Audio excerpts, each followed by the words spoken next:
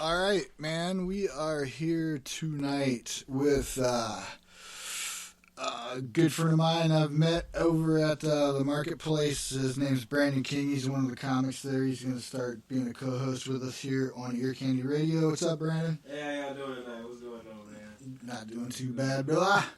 So we got about 20 comedians that range from literally the most offensive shit you could possibly imagine to being absolutely not funny at all. Yeah. Why are you here? Throw me out. You're not selling drinks and you ain't making nobody laugh. You're keeping up space. You know. Yep.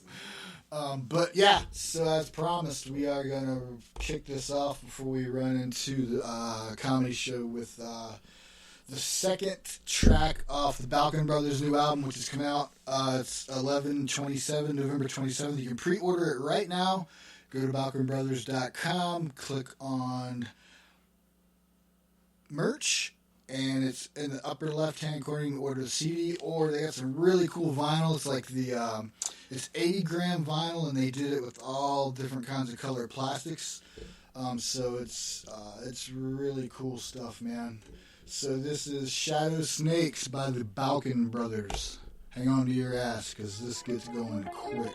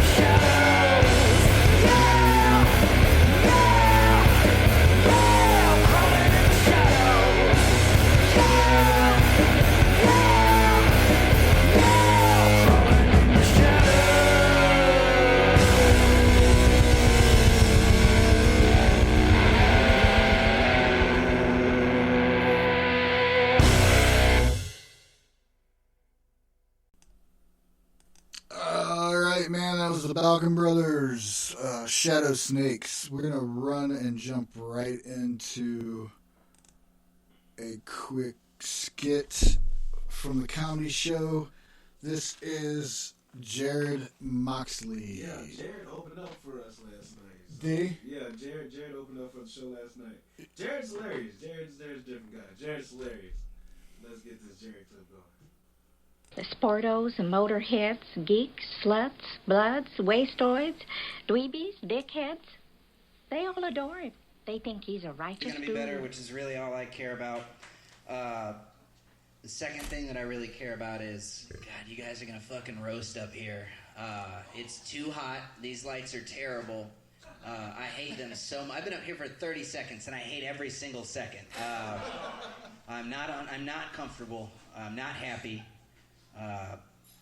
And with that being the case, actually, so we have something interesting for you tonight. So I'm not going to be up here too much tonight, so you're welcome. We have a special guest host for you this evening. I'm grooming him to fuck him, basically. But I'm also grooming him because, man, sometimes I don't want to host things, and seems like a good guy to do it for me. And plus, this is it. This is the big one. This is actually my last open mic. My last day here at the market is tomorrow. The boss is laughing. He can't even let me finish the joke. Of course I'm not going anywhere. What the fuck do you think this is? Oh, man. Just kidding. I want to see how many people got sad at it, and since nobody did it, I'm going to introduce your actual host, and I'm going to go cry in the background, and it's going to be fun. And Jason's going to get a couple pictures of it, because anytime that I'm crying or sad, it's like an aphrodisiac for him, really. Just so long as I'm upset, a lot of people are really, really happy by it. That was a joke. This isn't a fucking depressive, this isn't like a slam poetry night. Don't worry, I'm not going to cut myself. Are you guys ready for your host? I said, are you guys ready for your host? All right, please put your hands together for an extremely attractive comedian that currently resides in the diamond of the region, Portage, Indiana, ladies and gentlemen, Mr. Mike Banks.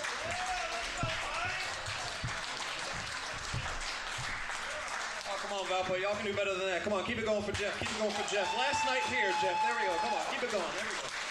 That's Valpo. That's what I'm talking about. So good to be here. Wow, I'm in a room full of people that I love and adore.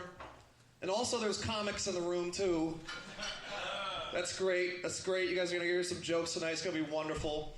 I really hope this place doesn't ever have to close down because of COVID, because I'm never doing another Zoom comedy show for the rest of my life. That Zoom comedy shows has to be the worst thing that came out of the coronavirus. I mean, it's like millions of jobs lost, 1 million deaths worldwide, and then all the way just through the floor Zoom comedy shows, just all the way through the earth, all the way to China, where the Zoom and the coronavirus was invented. That's how bad Zoom comedy shows are. So please appreciate live comedy while you have a chance to, everybody. These lights aren't that hot. I don't know what Jeff's talking about. I feel fine. Zoom comedy shows are the worst thing to come out of the coronavirus. But the best thing to come out of the coronavirus is watching people not know if they can shake somebody's hand or not.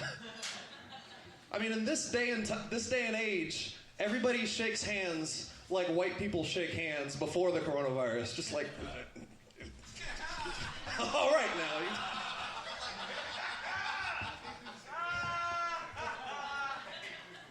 Stupid. I'm gonna tell you guys this. He's laughing because I've shaken his hand like that before. When we first met, he taught me better than that, though. I can shake hands now.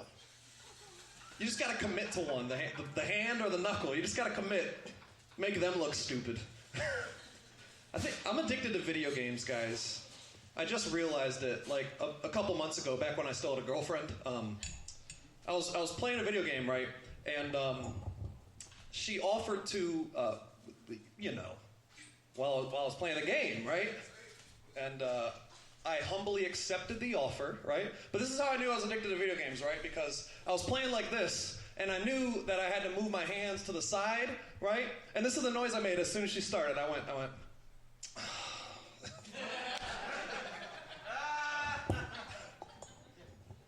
Her blowjob was annoying to me because I had to move my hands to a slightly less comfortable position, but still comfortable, mind you. Her blowjob was a nuisance to me. And distracting. As soon as she started sucking, I started sucking in the game too. My friends were like, don't blow this, man. I was like, it's too late, it's too late.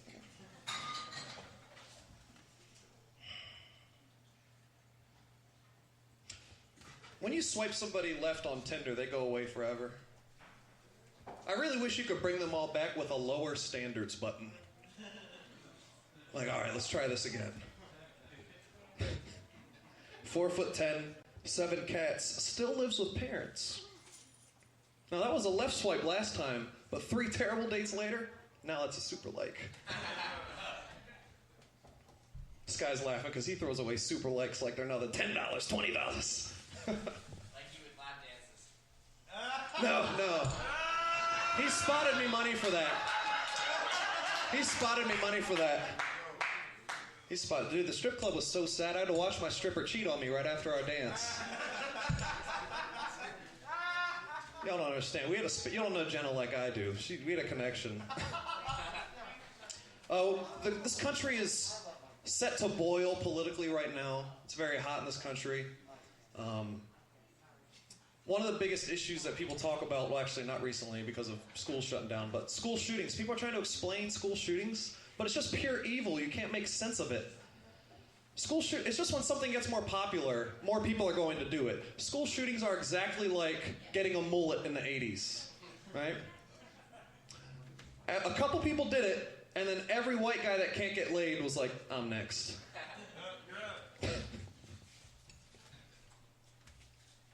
These lights are hot. He's right. I don't know if it's the lights. Is it the lights or bombing that makes you get hot on stage? I don't know. Just trying to make sure you guys are nice and warmed up for the first comedians. Look at that gentleman carrying chairs. What did you say? You said who was right? Jeff was right, everybody. Yes. Nobody clapped for Jeff. Clap for Jeff, man. He's the man. Throwing people up at the bar. All right, everybody, we're going to roll into our first comedian. Who was it again? Can't remember that list. This is my first time hosting here, everybody. All right, everybody, I'm excited to see this comedian. This is one of my favorite guys. He always comes out here and opens shows. I should have just let him go before me, man. I'm a huge fan of him. He's the host of a Weird Time Recorded podcast. Everybody give it up for Jared Moxley.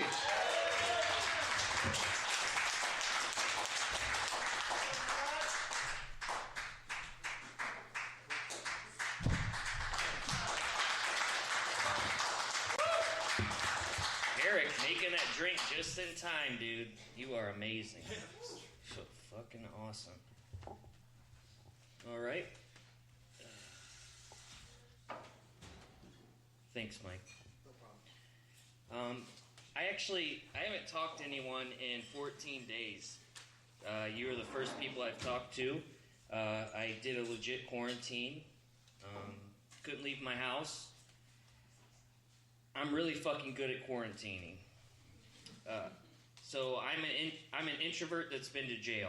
So I'm basically the Michael Jordan of quarantining.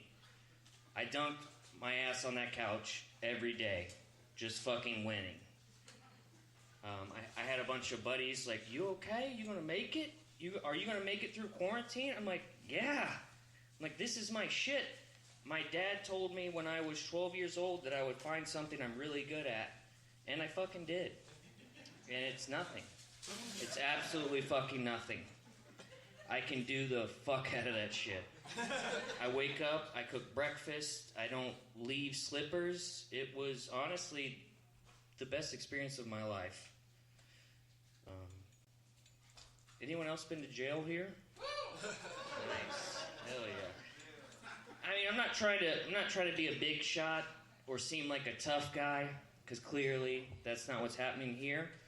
But been to jail, not for more than 48 hours, but at least 6 states. And every 75% of the time that I've gone to jail, they serve beef stroganoff for dinner. I don't know why. I don't know why that's the dish. But I don't know if you've ever shared a silent room with a man who has just ingested beef stroganoff for dinner. and the toilet's at the foot of your bed. But before the smell hits you, you can hear the sounds. Because there's no sound in jail. There's not like an air conditioning kicking on. There's not a fan. It's just silence until the meth head you're sharing a holding cell with releases the beef stroganoff that he ate for dinner.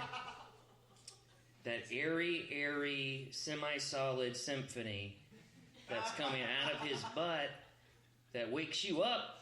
It's like a gentle whisper in the night, and then the smell hits, and that really wakes you up, and you cry. Not because you're sad, just honestly, probably gaseous reasons. It's science. It's science. Weirdly enough, I have a condition where I can't fart. Yeah, I can't fart. It's called gashinitis, and some side effects of that is you seem really stiff. You can't sit Indian style, so playing duck, duck, goose it's over for you. Not really good at yoga. And the gas has to come out some way. It comes out through your burps. So these masks are fucking killing me, to tell you the truth.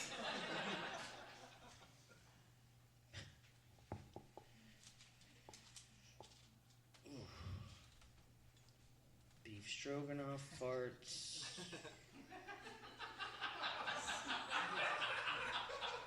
Well, I think the most annoying element is wind. It's like we get it. It's just there. I'm over it. I also have rage problems. And I'm like not a big guy, so it's okay if I get rageful. No one's scared. They're like, okay, calm down. But I surround myself with a lot of friends who are very large. And they're really chill. And it's because they can't be rageful, because people will be scared. I'll have to work on that. Well, that was my tanning session, and I'm now gonna look Mexican once I get off here, which is cool. It sucks to be white, guys. It's time to get a little tan. All right, well, I appreciate it. Thank you very much.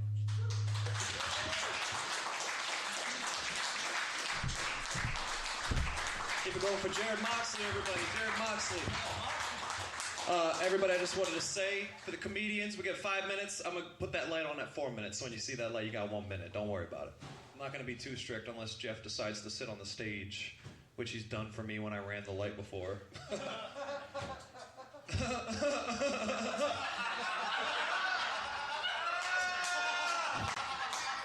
I'm not getting another drink from him for the rest of the night. Jeff, make the rest of my drinks. All right, everybody, please keep it going for Evan Borst.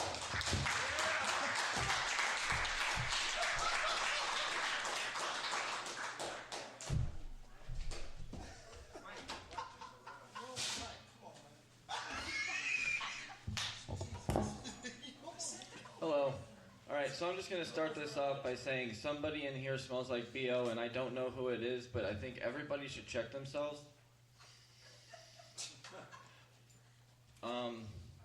So I have 2 jobs. I work as a porter at a dealership, and I also deliver pizzas at night. And I split an ounce of weed with my neighbor last week, and I talked to my roommate about it, and he said it's all right if we split it 50-50, but the truth is he gave me $120, and so I only paid $105, so that makes me a drug dealer now. So I have 3 jobs. I am a porter at a car dealership, I deliver pizzas at night, and I'm a big-time drug dealer.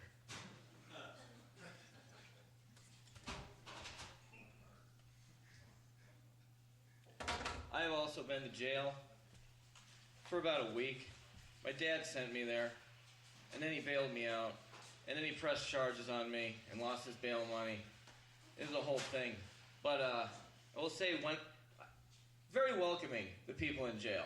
I actually really respect them. I know they're all criminals, but apparently I am too. So, you can't judge people. Anyway, so when I first got into jail, the guys in the back, I don't know, it was a white guy and a black guy and then some other guy. And he was like, yeah, you need a shower buddy. And I was like, I don't know what that means. He's like, you'll find out tonight. So, very welcoming. Got a shower buddy right away. Very protecting. I never got hurt.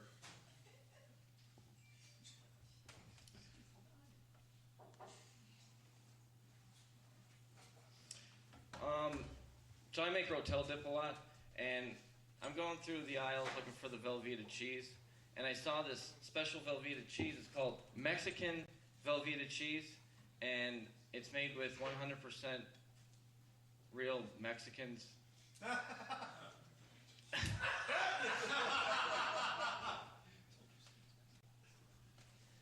That's all I have with that one. I read on the back, and it has jalapenos in it. Just jalapenos. No Mexicans.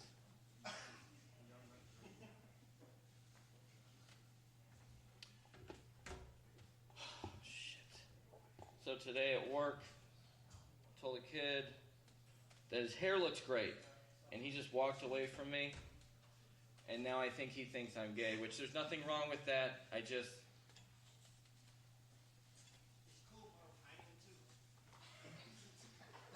Nice. So the first time I came here, I always pay with cash, and I tip a lot. So I ordered these fries. They were supposed to have Parmesan on it, and the guy brought me the fries with no Parmesan.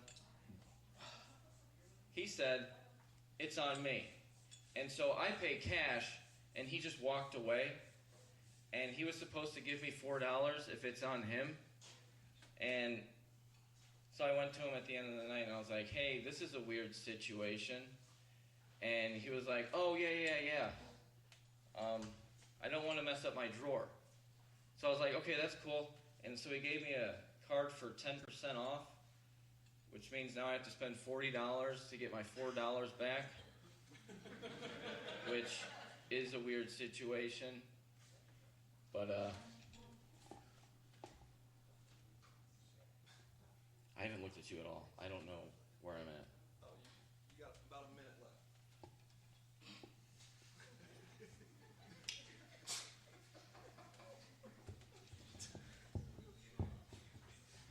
Okay, this is a bad one.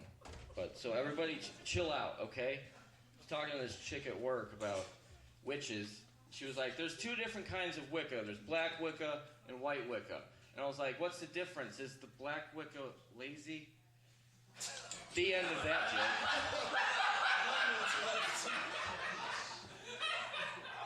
Lazy witchcraft. I don't know. They're lazy witches.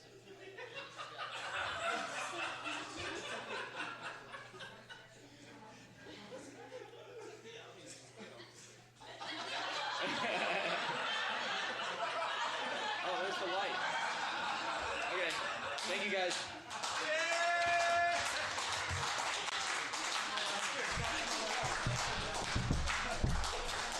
Oh man, that was great. Great closer.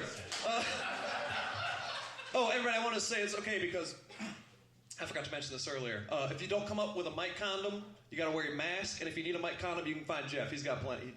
He went to college. He got a bucket of them. All right, everybody, we're gonna keep that. We're gonna keep that energy going. Everybody, get ready. All the way from somewhere near Chicago, Illinois. Kyle Allen.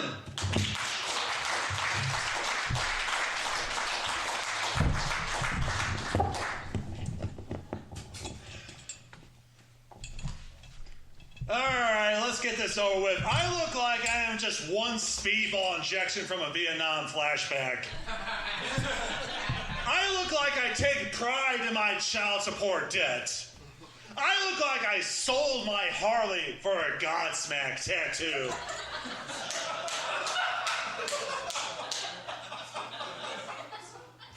Before I grew a beard, I used to look like a recently divorced lesbian. Now, I still do. When I was going about deciding my look, I wanted to balance between edgy and perpetually virginal. So I think I'm doing good, judging by your silence right now. My neighbor has 6 kids, and her name is Chastity. Pretty sure her parents didn't want grandchildren, which will explain why they named her sisters Purity, Abstinence, and Bitch Close Your Legs. I live in a trailer park. There's no punchline today. I'm just opening up to you guys, that's all. Most of you don't look surprised. Some of you look like my neighbors.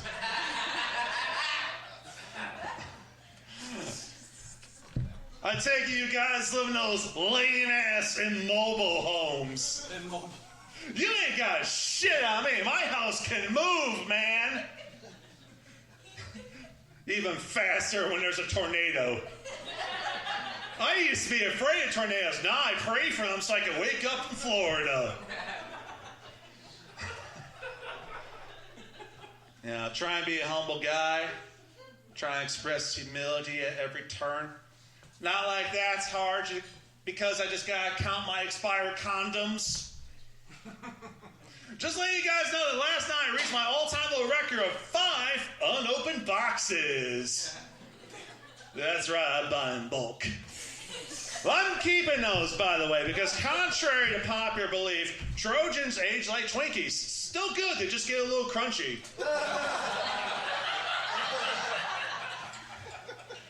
I don't get moans to the bedroom, so this will do.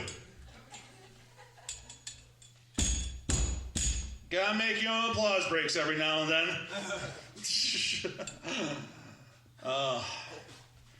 Yeah, trying to be a better person. You know, it's not easy these days. I'm trying to get better at saving money. I'm pretty sure we can all relate on that. Like, I'm terrible at it, but there is something that my dad said that I'm going to share with you guys, and that is, son, saving money is a lot like trying to save a dying marriage. I'm just going to leave town because fuck you and this family.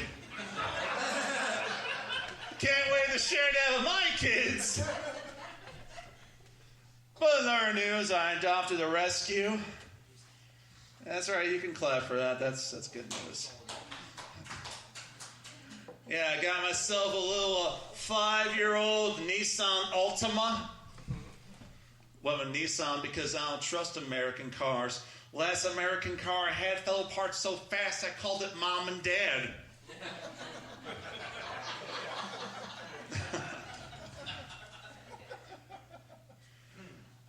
COVID definitely ruined a couple things for me. I miss going to concerts. Yeah. I remember before the pandemic, I took my mom to see the Rolling Stones because I'm a good boy and I'm trying to get some leverage. Those tickets cost me $800, but if it means a lifetime no rent, well, start me up because that bitch gonna give me shelter. I got a friend who's trying to get me into EDM music. You guys heard that shit? You know, the stuff that goes blah, blah, blah, blah, blah. That was an ace impression, by the way. But I got a friend who's trying to get me into that stuff, and all the time he's on my case like, yo, you gotta go see Bass Nectar. Trust me, when you see Bass Nectar on shrooms, you'll have the best time ever. And I'm like, that's your selling point? All music is great on drugs. I know this because I got high and danced to my parents arguing. I prefer a plate drop or a bass drop any day. That's my time tonight. Thank you all very much, everyone.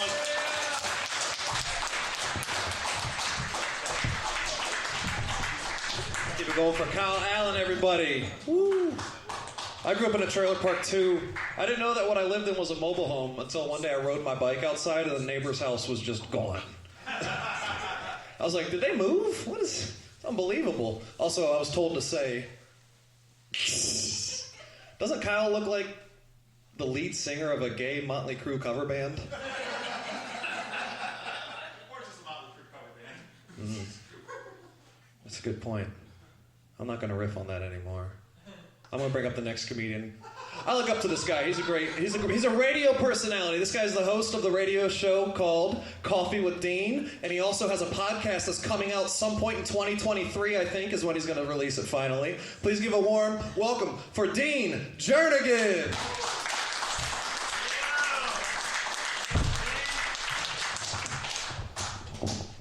I gotta tell you, I was recently doing a comedy showcase at a whiskey distillery and found out how many bourbons it takes before I no longer fear a police taser. It's 5. It's 5 bourbon. Now, I don't drink whiskey, but that's all they would serve. So when the bartender says, "You want a whiskey?" I was like, "I don't really like whiskey." He looked at me like I'd insulted him. He said, "Well, you don't like whiskey because you've never had a good whiskey. So why don't you take that tampon out of your mouth and try one?" I'm not gonna lie, I was a little intimidating. So I tried to feed it right back to him, like, "Why don't you give me a fucking whiskey?" But it sounded a little more like, "Do you have anything for beginners? Maybe something with some fruit or a Zima?" He took pity on me, though. He gave me a whiskey, but he mixed it with a ice cube. Choice number 2, right behind Zima. It's all right, though. I encourage people to try new things. You learn about yourself. Except meth. I don't encourage you to try that shit. But meth's a little different, though, right? It's not like something like cocaine. There's a honeymoon period when you're doing cocaine where people want to be your friend. You'll be like, "Hey, Jeff, I got some blow. You want to go to the beach house?" Of course you do. It's a good fucking time. There's music playing. There's a guy running around in a chicken suit. Women are handing out blowjobs like T-shirts at halftime. It's a good fucking time. Nobody's at a party anywhere going, "Hey, you know what this party needs? A couple of meth heads." I really liven the place up, The food sucks. Nobody set themselves on fire, and Kyle's got that goddamn guitar again. Nobody's at work on a Tuesday going, "Hey, Bob, what you doing this weekend?" "Oh, I'm going to have a few beers, smoke some meth, sell my mom's furniture. You should come on down. I'll get you a deal on a futon." Nobody's doing that shit, man, because meth's a little different. It's not like weed. Weed you want to do with people. Like, I was up in Michigan recently trying some of that medical marijuana. Turns out I shouldn't smoke epilepsy medicine and watch Star Wars. Who'd have thought? At first I thought it was cool. It was like, what if Star Wars was real? But then I got to thinking, well, if Star Wars was real, then Jedi would be cops. Can you imagine getting pulled over by a state trooper with a Jedi mind trick? That's a sick thought right there. How many beers you had tonight, son? 2, officer. I'm about 16 before I lost count. It's okay, though. I waited a while, and then I ate something before I drove home. I threw up inside my shoes and had a 4-pound pot brownie. It was like a small cake. If I search this car, am I going to find anything illegal? Officer, of course not. There's a glass eye in the glove box. Why do you have a glass eye? It was my Uncle Frank's. I took it when he wasn't looking.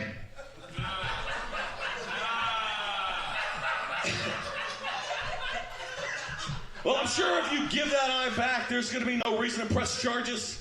I would agree, but I can't. Without his eye, Uncle Frank kept veering to the left and he was hit by a truck. Well, it sounds like a terrible accident. I agree. But just in case, I sold that truck. That's a joke about me killing my uncle, guys. I gotta tell you, I gotta stop smoking pot, though. I do. I gotta stop smoking pot and playing video games, at least. Like, I take that shit way too serious, Like, I was playing so much Battlefield on the PlayStation, I started hanging out at the VFW.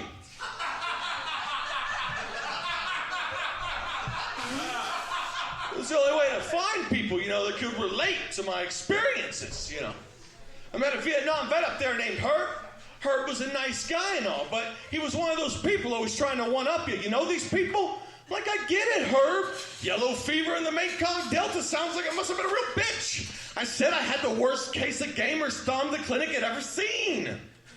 I'm lucky they didn't amputate. That's my time, guys. I'm Dean Jernigan.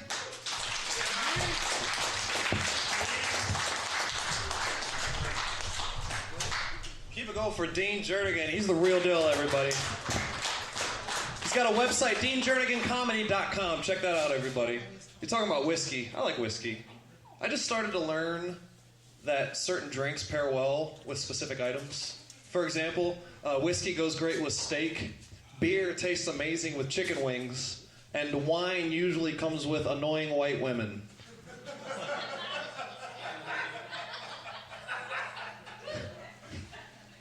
Yes, I would like a Moscato. Hold the Susan, please. Oh, have you ever hung out with a girl that drinks whiskey? Oh, man, they're the best. They'll push you out of the way to help you change your tire. They're like, move out of the way, I got this shit. Keep laughing like a madman, Kyle. I love you, brother. All right, keep that laughter, keep the applause going for your next comedian, Andre Hashem.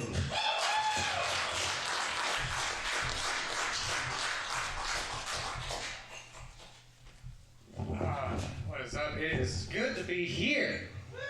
Yes, here specifically. When I was driving here, I passed through Gary. I was fucking smoking a cigarette. I could still smell the socks from Gary. It was fucking crazy. Kind of makes you realize, like, maybe I don't blame Joe Jackson that much for beating his kids, you know? It's fucking... Be talented. I want out!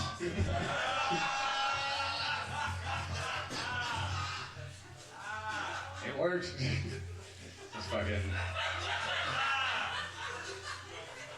Dude, Corona does, the masks do suck a little bit. I will say, the one group of people that is thriving right now, I will say, fucking butterfaces. That is... You're not laughing. This whole time just been doing squats, saving money for plastic surgery, and all you needed was just one global virus. You notice too, they sell masks? They sell masks with a face on it now? It's like, fuck saving it. You just $5. Get pretty it up. All right. That was one line. I always get one line too much. I know I have no room to fucking talk. I got this stupid mustache on my face. It's a choice. I know. I just feel like it just tells you everything you need to know about me up front. Like, I will go down on you, but you will taste yourself afterward. Like, you know? You're gonna like me at first, but you'll hate me later. That's a stupid thing. I know. I caught myself in the mirror earlier. I look like fucking Mexican Indiana Jones. It's fucking retarded. I have no right to talk shit about anybody. I mean, Guadalajara Jones. All right. I don't really have anything political to say, mostly because I don't care. That's the one thing I will say about the whole thing is that the one predominant thing I kept hearing from everyone was that you had to vote. Everyone was really proud that they did vote. They were posting pictures with stickers that they voted, and I was just thinking, you are fucking the problem. Sorry, that was. It just. I don't know, like, I know I need to vote. I went to 7th grade civics class, but why am I hearing about it from a bartender? It's the most important moment in our lives. It's like, no, it's the most important moment in your life, maybe. Pretty sure my most important in my life was when I hit my stepbrother up for abortion money. That was the most, 6 years, still going. Most important moment in my life. Yeah, most important moment of my life is not going to happen in a booth. That's why I left the Catholic Church, right? It's fucking... how do I get him back? What's up next? Yeah, did that one. All right. It's, so it does objectively suck to be stabbed to death. I know that. I've actually been stabbed before. I know what it feels like to be stabbed. It's bad. But I will say, if you're going to get stabbed to death, it might as well be by O.J. Simpson, right? Because, like anyone else, we have never heard of Ron Goldman ever again, right? 96% of restaurants fail. Like, that guy would have stayed a busboy. But you get killed by a Hall of Famer, it's like every single year. It's like the anniversary you pop up. You stay young. Okay, this was way better on paper. I was listening to the podcast his sister was doing, and like on some level, you guys, it's like if you can keep making money on this 25 years afterward, like, I mean, shit, if I killed you, it's like you're not gonna make any money off of that. Like, all right, that joke died. I was talking, so my dad's Palestinian, I was talking to him, because one of the things I realized was that there aren't a lot of female suicide bombers. It's a little known fact. And I was asking him what he thought it was, and he was like, well, actually, like women aren't actually empowered that much in the Middle East to do that kind of thing. And I was like, well, isn't that kind of an interesting catch-22, you know? It's like, the same reason you can't drive is also what keeps you alive. Like, that's a weird... That's a little pickle, right? It's hard to get mad. Some little Instagram model's gonna go over there, spread feminism, wipe out half the female population in like a week. But I'm an idiot. I was arguing back. I was like, no, Dad, I don't think it's really that complicated. I just don't think any woman is gonna kill herself up for 72 virgin dudes. Like, that is... That's 72 seconds. That's a short afterlife. Like, fucking, what do you do with the rest of that time? Train them? You could have stayed on Earth for that. All right, where's the light when you need it? No, it's all right. That's my minute. I stopped drinking, but I like chaos, so I started dating a single mom.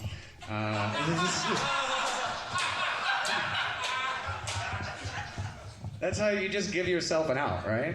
If you don't know.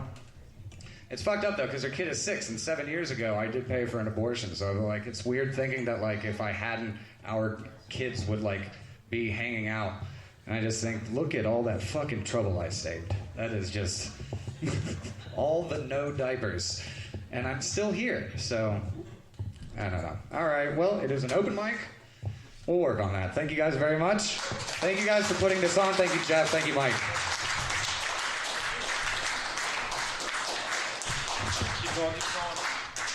That was great. That was amazing. I don't even want to follow that. It was great. It proves that you can be a great comedian even if you don't own an iron. See how wrinkly his clothes? He hit on a great point, though. They were advertising to vote everywhere. They were after Facebook, all social media. They were even advertising it on Tinder, which is crazy because as they're trying to tell me to go to the polls, I was swiping on girls that I recognized from polls, right? But I think it was a good sign, though, that Tinder was trying to tell me to go vote. I think that's a sign that I'm about to get fucked.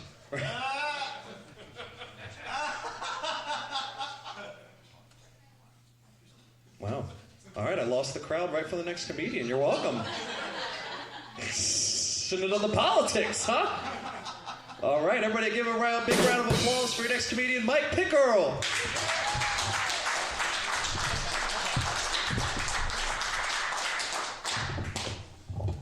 How's everybody doing? Hard times we're living in? Hard times? Is anyone else, like, completely out of cum?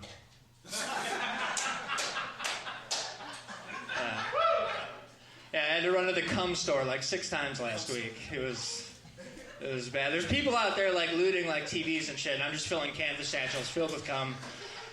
I put little dollar signs on the side so nobody, like, looks at me funny.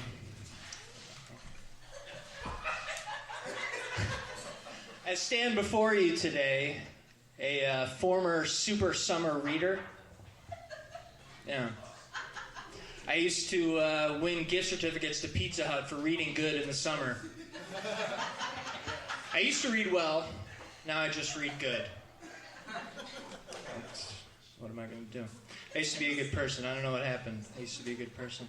Actually, no, I strike that. I know what happened. You know, I know what happened. I let Satan take the wheel, and then I started giving him roadhead. That's you don't dance with the devil. It goes downhill real quick. I'm actually a recovering addict. Thank you. A couple other people that shouldn't be in a bar. No, I'm actually a recovering addict. There was a time in my life when I was a homeless heroin addict, and now I'm doing comedy in my 30s because I'm still trying to hit bottom. I actually made the decision when I was at the worst in my addiction to convert to veganism because I was worried about my health. Yeah, it couldn't possibly be the hundreds of dollars in narcotics I was putting in my body each day. It was definitely the cheese. That was the problem. And whenever people find out that like you're both vegan and a junkie, they have a way bigger problem with the vegan part.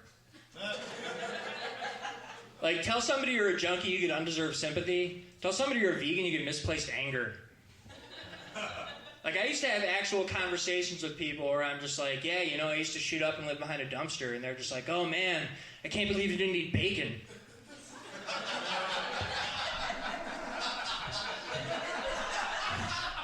Or my personal favorite was always, oh, you're vegan, so you think you're better than me. I just stole money from you. So, I'm overweight with a beard. I was thinking about shaving it, but like then I'm just some fat guy. You know what I mean? Like I feel like you know. Sorry, I just wrote this one today. That's the nice thing about having a beard. It's like I could gain another 30 pounds and nobody would look at me different. They'll just think that like, oh, he probably ironically enjoys wrestling and drinks IPAs. If I shave, I just look like a guy who was double fisting porridge before he got on stage. That's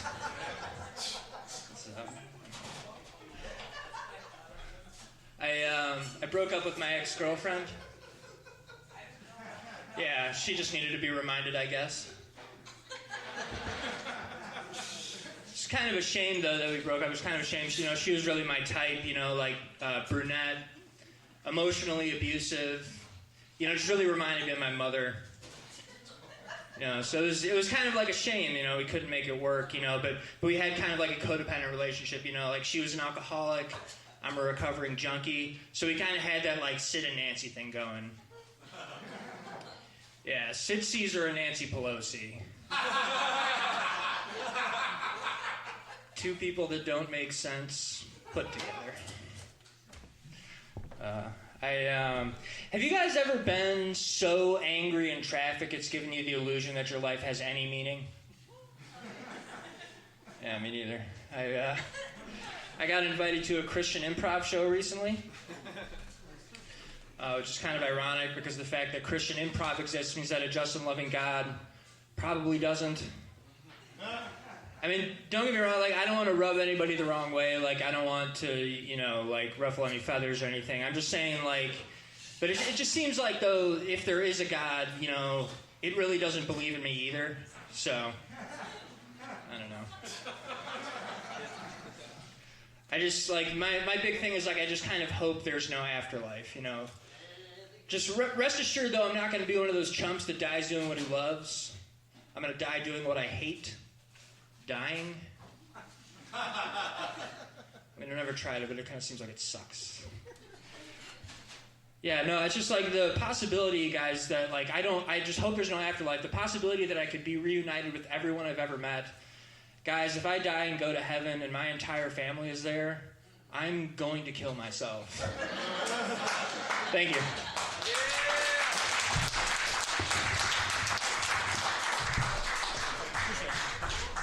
Wow, you guys are a great crowd tonight. We got some great comedians in here, don't we? All right, everybody. We also have a great bar staff in here, everybody. Give it up for Eric and Jeff Webb. Yeah! The two most handsome bartenders I've ever seen in my life. All right, everybody. You guys got to keep that energy going. Keep that energy. Start clapping right now. Start clapping right now, everybody, for the comedian, Sharky!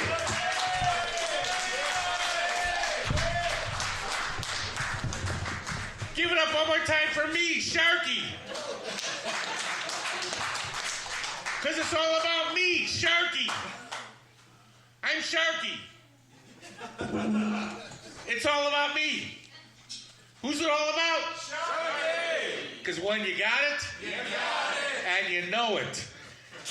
Yeah, it's all about me. Every time I do a show, some chick in the audience goes, Sharky, I want you right now.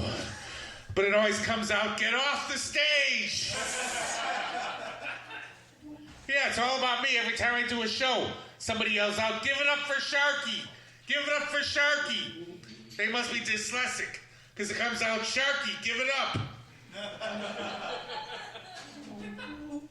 Yeah, so I got good news for you ladies. I'm single.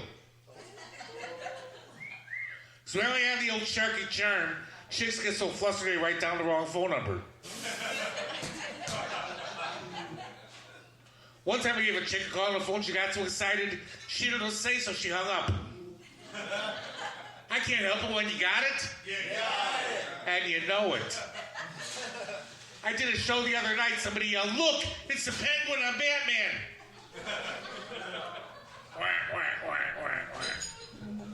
Yeah, so, oh, ladies, looking for love in all the wrong places? You don't have to. Not when there's 800 Sharky. I'll give you the best 60 seconds of your life. Because when you got it, and you know it. A lot of times after a show, I'll be in the back signing autographs. And after the show, people ask me questions. Questions like, "Who are you?" Probably because I wasn't on the show. Other times they ask me questions like, "Sharky, why do they call you Sharky?" Go ahead and ask. Why do they call you Sharky? Because back in the day I used to hit the clubs, cruising for chicks, move through the crowd like a shark. I was on the prowl, my fin was up. I spot this chick sitting at the table. She's wearing Obsession. She's chumming for Sharky. So I slap on the Old Spice. That turns the chicks on, right? So I go up to her, give her my favorite opening line. "Hi."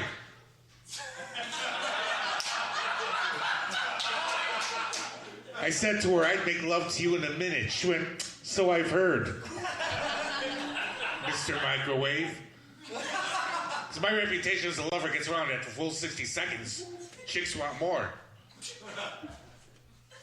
So it's been 18 years since Sharky quit drinking and quit getting high. 18 years.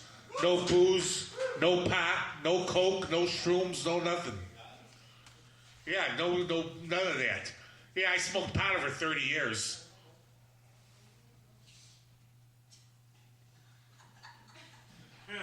I smoked pot over 30 years. After 30 years of smoking weed, I wanted to write some jokes about it, but I forgot. I used to smoke so much pot, mosquitoes would bite me just to get stoned for free.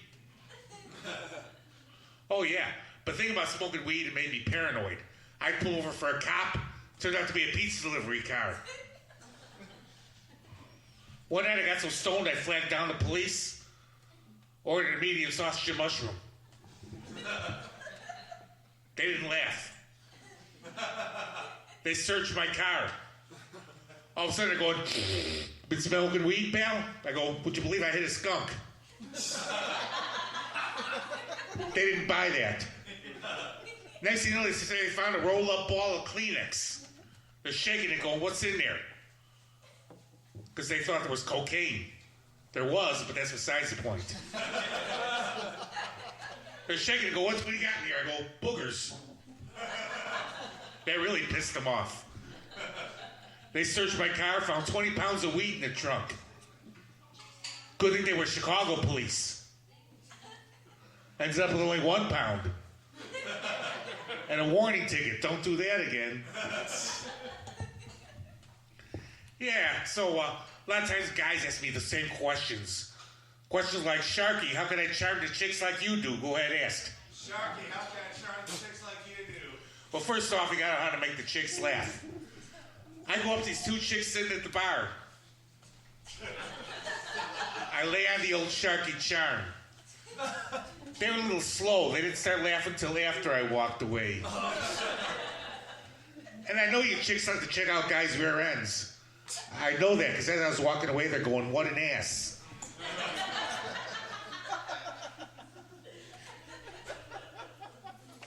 People often ask questions like, "Sharky, do you do impressions?" I do a pretty good Columbo. Excuse me, I don't mean to bother you. Just one more thing.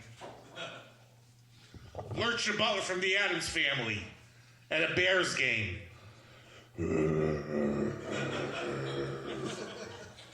Herman Munster after making love. I did it, I did it, I did it, I did it, I did it, I did it, I did it. Hoo, hoo, hoo, hoo, hoo, hoo. I got no kids.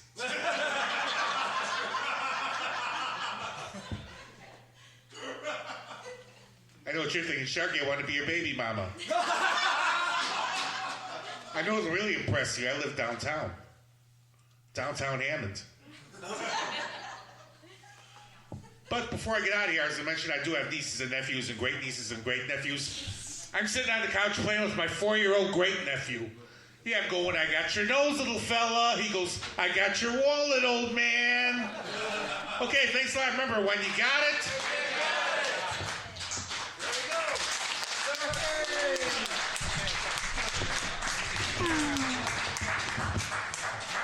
Take that condom. You're gonna need to use it later after that great set, Sharky. There you go. Keep it going for Sharky, everybody. Sharky, who's it all about? I tried. It doesn't work for me. Great Value Al Capone, everybody. There we go. The knockoff brand. Making references that are older than he is, but we're not gonna get this.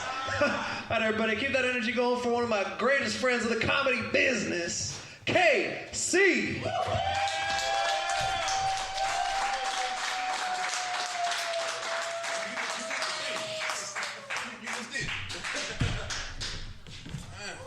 I ain't done this ever. Put a condom on.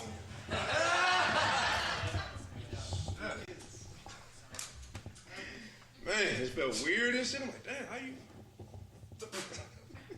Yeah, I got 3 baby mamas, about 3 kids. And guess what? I still don't put condoms on. Like, what the fuck wrong with me? Like, I'm still taking that risk. Like, okay, I'm about to pull out. No, I ain't. Damn.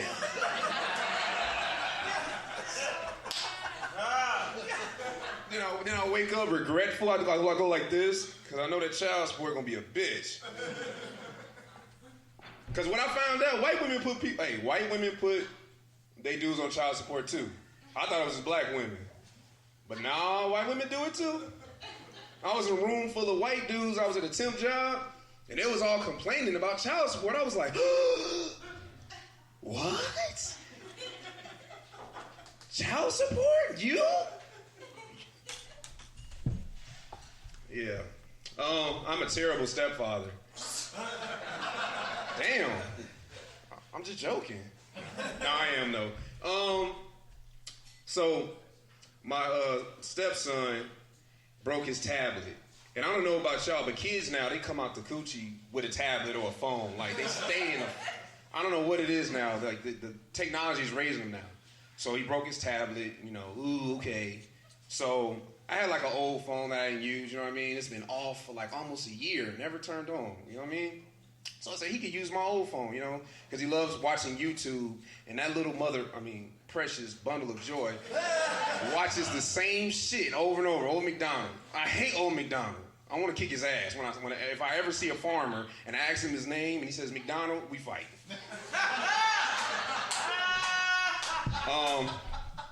So I'm in the front room. My soon-to-be ex-wife is in the back room with him. Then about 2 minutes later, she come running to the front. You motherfucker! I'm like, what? She said as soon as she opened the browser, porn was on that motherfucker.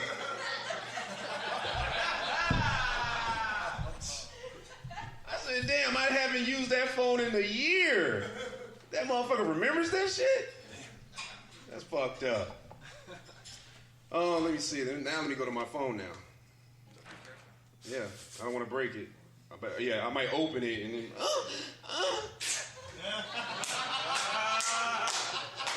I'm a truck driver. I'm freaky.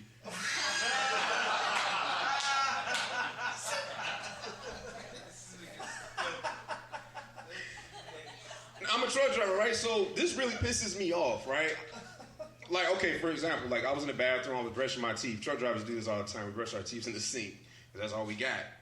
So I'm brushing my teeth. I see this black dude beside me.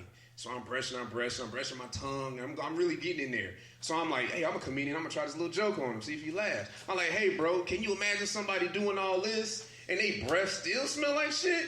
So I turn to him He was like, yeah. I was like, this motherfucker ain't black.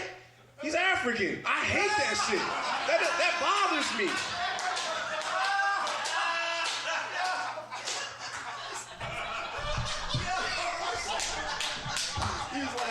He was like, yeah. What? You ain't American. Black people don't smile that wide.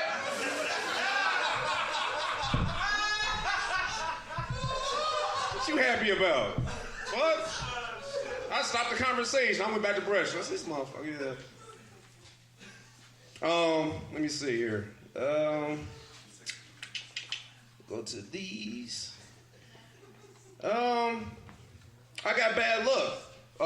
Having kids out of wedlock, child support, angry baby mothers. So you know what I'm finna do? I'm not finna stop fucking, no. I'm gonna fuck older women. Right? Because they're not gonna get pregnant, right? Ain't they risk, you know, you don't know? What happened to you, sir? You got a 50-year-old woman pregnant? You kind of look like Abraham. Didn't Abraham get Sarah pregnant when she was like 60 or some shit in the Bible? Any Bible heads here? Okay, well, I don't know. All right, I'm gonna finish this joke. So, I say, you know what? If that fails, like if I get a 50-year-old woman pregnant, come on, that'll piss me off. Because I guess what? She'll put me on child support. Then, you know what? I said, fuck it. I'm just gonna use anabolic steroids. I have a small dick, but I'll still be fucking. That ain't funny. That ain't funny. A black guy's cool with a small dick. All right, y'all. I guess I only thought that was funny. That was my time. I'm KC with a regular sized dick. Have a good night.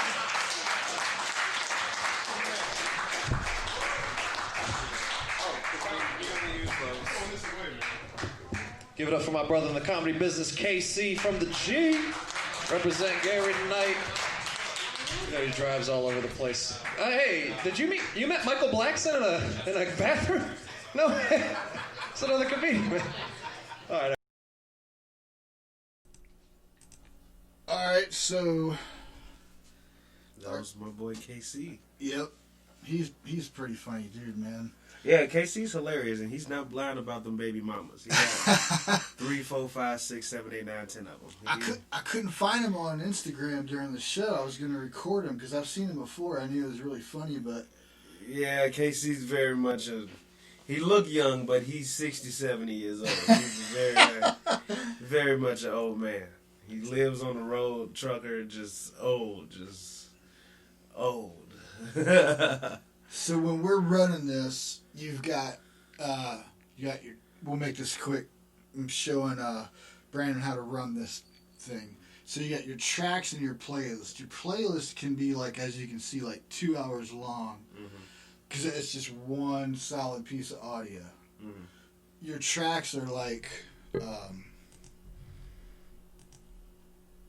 your songs. Mm-hmm. So like this is a story this dude from a heavy metal band named Pantera shared with us. And I get asked to play it again every now and then.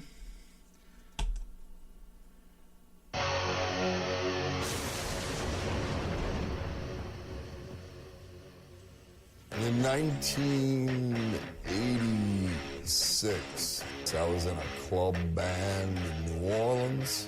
Motley Crue and glam rock was the big craze of the time. I had the spiked wig, and I had, get this, white spandex on. I had been sick.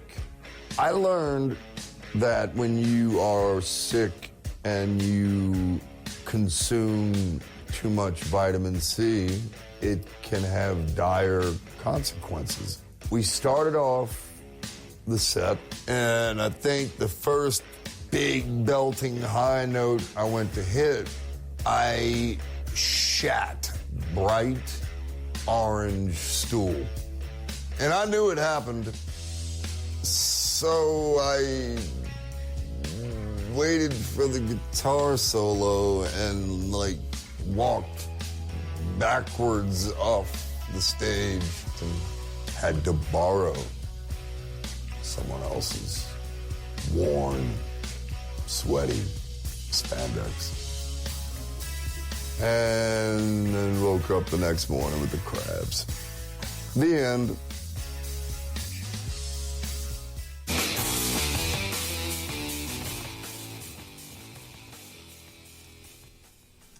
First off, those were the wildest story. That was the wildest story I've ever heard. That's you ever heard of Pantera?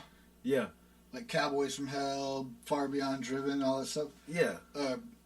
That's the singer for Pantera. Phil Anselmo. He sings, well, he does a bunch of stuff, a lot of stuff nowadays, but I think his latest thing was called Super Joint. He's way into the reef. Hey, my type of guy. Yep. But then after we did that story, this was before I knew as much as I know now. And this actually got me kicked off so many platforms. Oh. I almost sued by Taco Bell. Oh, no. It was a Taco Bell commercial. But since this is a comedy show, hey, we can do it.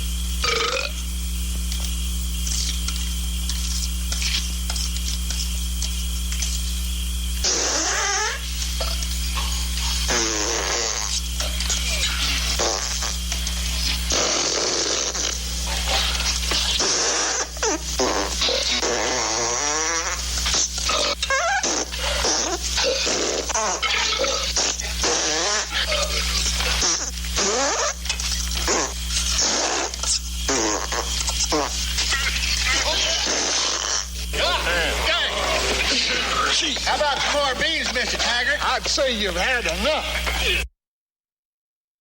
Hilarious. So yeah, that's when they're all those dudes are sitting around the campfire and Blazing Saddles. That's where that comes from. Okay. That was hilarious. So you go back to your tracks. A lot of guys like that finesse are better than me at this. I'm still kind of getting. That's a volume slider. So you would turn the volume all the way down on the market thing, press play, and then bring it up. I'm about to bring up a great friend of mine, everybody. I look up to this guy. He's an amazing comedian. But before we do that, I do want to say Reese is a super cool guy. Yes. No. Reese is amazing. Me and Reese actually used to work at the restaurant I work at now together. He was the cook, and I was the server, and we used to just raise hell in the establishment that shall not be named. Yeah, he when I think it was the second or third night I was there to do this.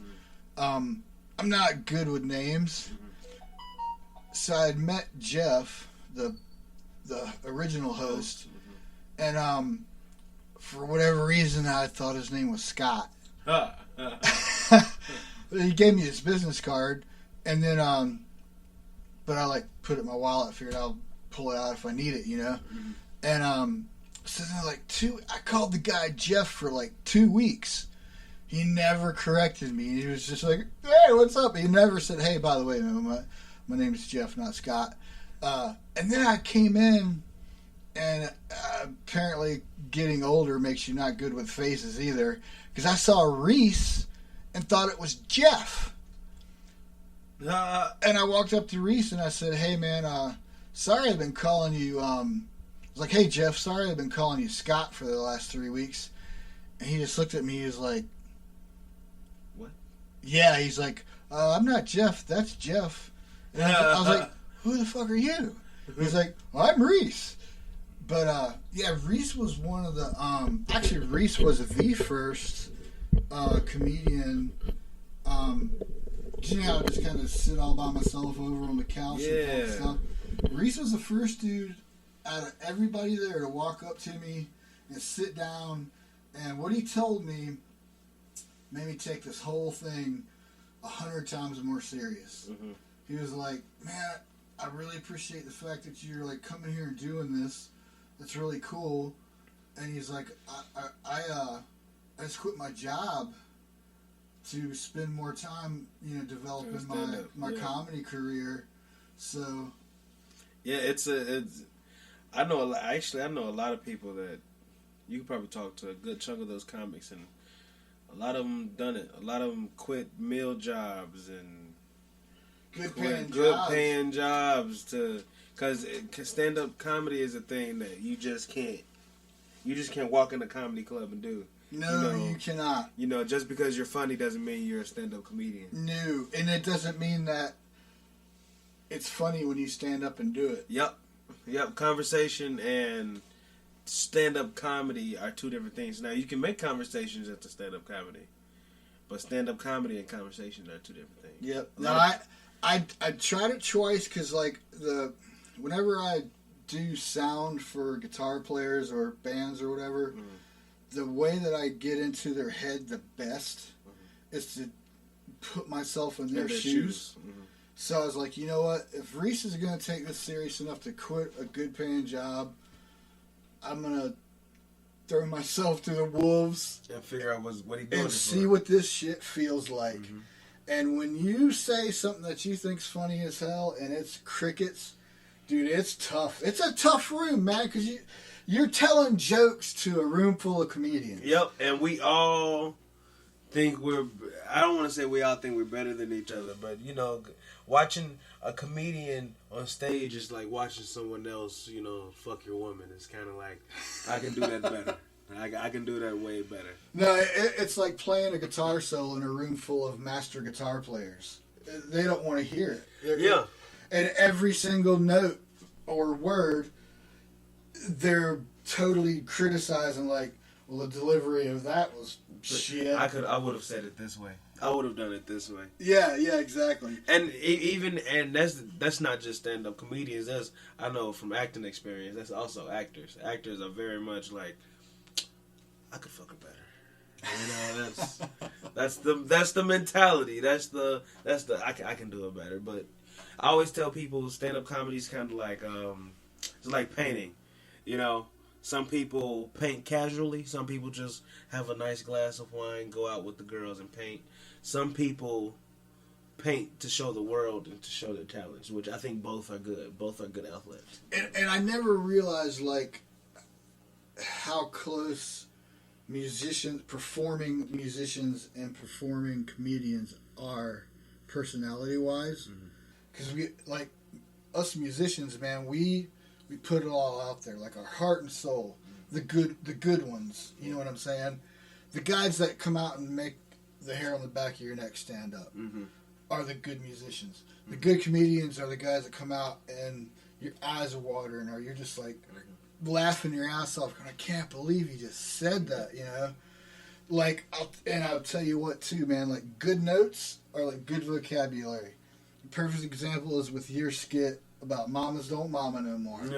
Yeah, I wish I had that cut out. We gotta get that on an album, man. I'm working on that one. Thank you. Man, your vocabulary that you could easily said, and I'm not going to do your bit because there's no way I could ever do it justice. But instead of talking about how the areola was the teat was hanging out of the bathroom, you could have said titty, you could have said teat, you could have said nipple. It would still have been funny as hell. But you fucking made it classy and said the areola. And I was like, oh man, that is 100% gold. And it's one of those simple things. When as a high schooler, I was in jazz band, and our jazz teacher used to say, you know, jazz music isn't all about playing crazy notes. It's about finding simple things and making them, you know, making it where people are like, ah. Yeah. You know? I was just talking to a friend of mine in Los Angeles. She's produced music for, God, I mean, like, he actually, you ever seen the movie The Breakfast Club? Yes, I Don't have. you forget about, he wrote that. Ah, really? Yeah, and he, we were talking about guitar players, and we were like, man, I can't stand this guy. I can't stand how that guy plays. I mean, they're phenomenally talented, but, like, there's kind of a saying, but it's not because guys can't play fast, but when you sit there and listen to a guy just nail you with a slurry of notes for 45 minutes, you don't go home humming that shit, or like, it doesn't stick to your ribs. And it's like you said, we don't like to play a ton of super fast notes. We just like to play a few really good ones. Yep. Play some good notes. You don't have to. You say you don't have to play 16th notes the whole time. You can slow it down to quarters and halves, and it still be just as funky. Yep. So I think a lot of times people aren't good or don't get better because they try to make it too complicated. Or they're trying to impress somebody. They're trying to impress somebody. Yeah. It's like I'm a drummer. I kind of get that. Like I'm a drummer, and I get like, you know, a lot of times drummers will show out. We'll play as fast as we can or play as loud as we can. Or do half the beat and the rest of it's a bunch of toms. Yeah. Oh yeah. But it's the staying in the pocket, right? That a lot of musicians love, just staying in the pocket. Because first off, if I'm just sitting there, I should be able to feel it. You know, a lot of times when I'm moving around, it's hard to feel where I'm going if I'm just trying to move around. Same thing with stand-up comedy. If you're staying in the pocket, not making everything too complicated, keeping the room even and smooth, everybody's gonna be with you. But the moment you start going all over the place, and you know, I noticed one thing. Some guy, and I'm not a comedian. I'm not judging. It's just an observation. Mm-hmm. I think some of the younger guys, what they're saying makes sense and is funny to them, but they're leaving out like the simplistic aspect of it, and people are like, it goes over people's heads, especially. And I'll tell you too, the other thing I realized, the audience, even though it's all the same people, I'm not talking about the comedians, I'm talking about the patrons, is completely different at 8 p.m. than they are at 9:30, because they've got a couple beers going. Yep. They've let their guard down, and it's like, and some of them at 8 o'clock are super loose and ready to laugh and have fun, and some of them are uptight because they just got off work and they need a drink, and then at 10 o'clock, the ones that were loose and ready to have fun at 8 are like fatigued. Yep, they're tired, and they don't think anything is funny, and the dudes that got off work and were uptight and have had a few drinks at 10 o'clock. All of a sudden, fucking everything's funny. So, like, I've noticed, like, you, Reese, Coffee, I've seen you guys, like, I don't know how you figure it out, but I've seen you guys, like, kind of cater to that shift. And that, I'm a keen observer of human nature, and that's something that, I'm not going to try to learn because I'd much rather just play the guitar for an hour. But I think it's amazing the way you guys pick up on that, and like you work the room, and that's awesome. We have to because, in all honesty, I don't think people understand this about stand-up comedy. The audience is a huge part of my material, my set. Of any stand-up comedian, I feel like you rely on them to get your response. You don't know if you're doing this good, and until they laugh. So you want to get them on their side. I will say that I like to, when I'm doing shows, I don't like to go last, and I don't like to go first. I like to go perfectly in the middle. Like Thursday, it was 20 people on the list. I was 11. Yeah. Because I'm getting a nice mix of everything. Those people that came in at 8 o'clock, that are now loose, they're loose, and the people that came in after them are starting to get loose. Yeah. They're just about at that, I'm loose, I'm starting to, so... Yep, and the ones that are uptight at 10 or 10:30 aren't uptight yet. They still got their ears open. And still got still up. Yeah. Once you get, it's hard for headliners, because a lot of times headliners, they're going out after... Especially if you have people to kill before you go on as a headliner. Oh, I've seen that happen, man. Yeah. Audiences get tired. Yep. So, I mean, you got to think laughing is a very physical, and, it works your body. It's the same thing with music, man. A good band that gets your blood pumping, gets the hair on the back of your neck standing up, and you're like, and then, that takes energy, and a real good band like Neurosis or the Balkan Brothers or Leroy Powell. I'd hate to be in a band that went on stage after those guys, because your audience is going to be exhausted, and they're going to be like, okay, what the fuck is this? Because like, that's how I feel following Mike Banks. I'm like, so now I have to go on and figure out how to match the energy of this man. You know, but sometimes, especially as a comedian, we're freelance. So, a lot of times it's always just us. So we're always not just competing with ourselves, but competing with obviously the last person that just. Again, it goes back to, oh, I just watched your porno, but mine is better. Yeah. I mean, like, you could have the funniest jokes in the world. We could stand here in the studio and we could record you, but without an audience, it's not the same. It's not the same at all. It's not the same. It's not the same at all. It's not. It doesn't bring the same oomph. Mm-mm. There's an oomph with an audience. And I've also noticed people laughing make, like, other people who would normally be laughing, they'll look at other people laughing and it's like contagious. Mm-hmm. Man. The laughter is contagious. So yeah, like laughter precedes laughter. And I think that's part of a problem in comedy club. It's a good thing, but a lot of times, like I notice, I even do it myself. I'll be watching a bad comic. I don't want to call it a comic bad, but some comics are just kind of bad in my opinion. Hey man, some bands are just really bad. Yeah, but I've watched bad comedians and have died laughing watching these bad comedians, but it's probably because I'm watching somebody else's reaction. Or somebody else's. Somebody else laughing at this bad comedian. Yeah. So just because you don't find something funny, you don't find something funny out of it. Same with music. I mean, I've gone to shows and I was standing there and I'm like, Jesus, man, I cannot wait till this is over.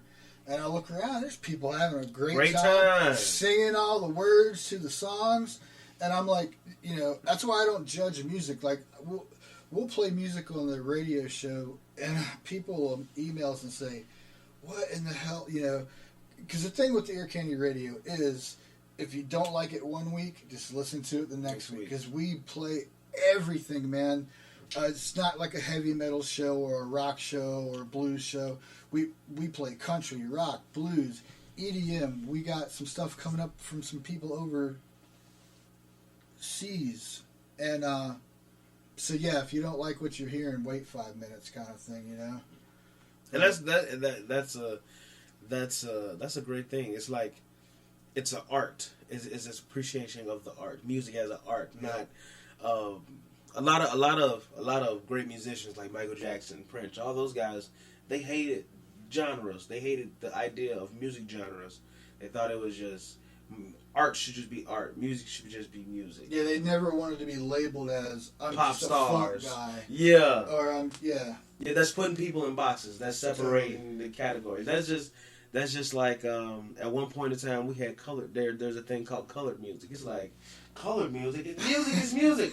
Art is art. Right. Art is art. You know what I'm saying? So I think that's beautiful that all types of music is played. Prince taught me, I wasn't like sitting with him and he was like, hey, this is what, but from going and watching him perform, I initially went because my wife loved him. Mm-hmm. And I was like, we'll sit through this, we'll get through this. I wasn't looking forward to it because I thought it was going to be him dancing around like assless chaps and real the pop, Prince we knew. Yeah, real pop kind of stuff. And within less than 10 minutes, he had played 3 songs that I actually knew all the words to but didn't realize it. Mm-hmm. Like Little Red Corvette, 1999, you know what I'm saying? Mm-hmm. And then within less than 10 minutes, he played 3 songs I knew all the words to, played 3 different guitars, a bass, and a piano.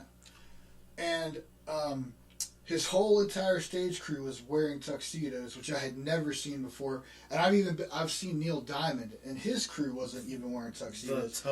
The crew was wearing tuxedos? The crew was wearing tuxedos. And when Prince changed guitars, he didn't hand it to his guitar tech. His guitar tech stood off stage, who also wore a tuxedo.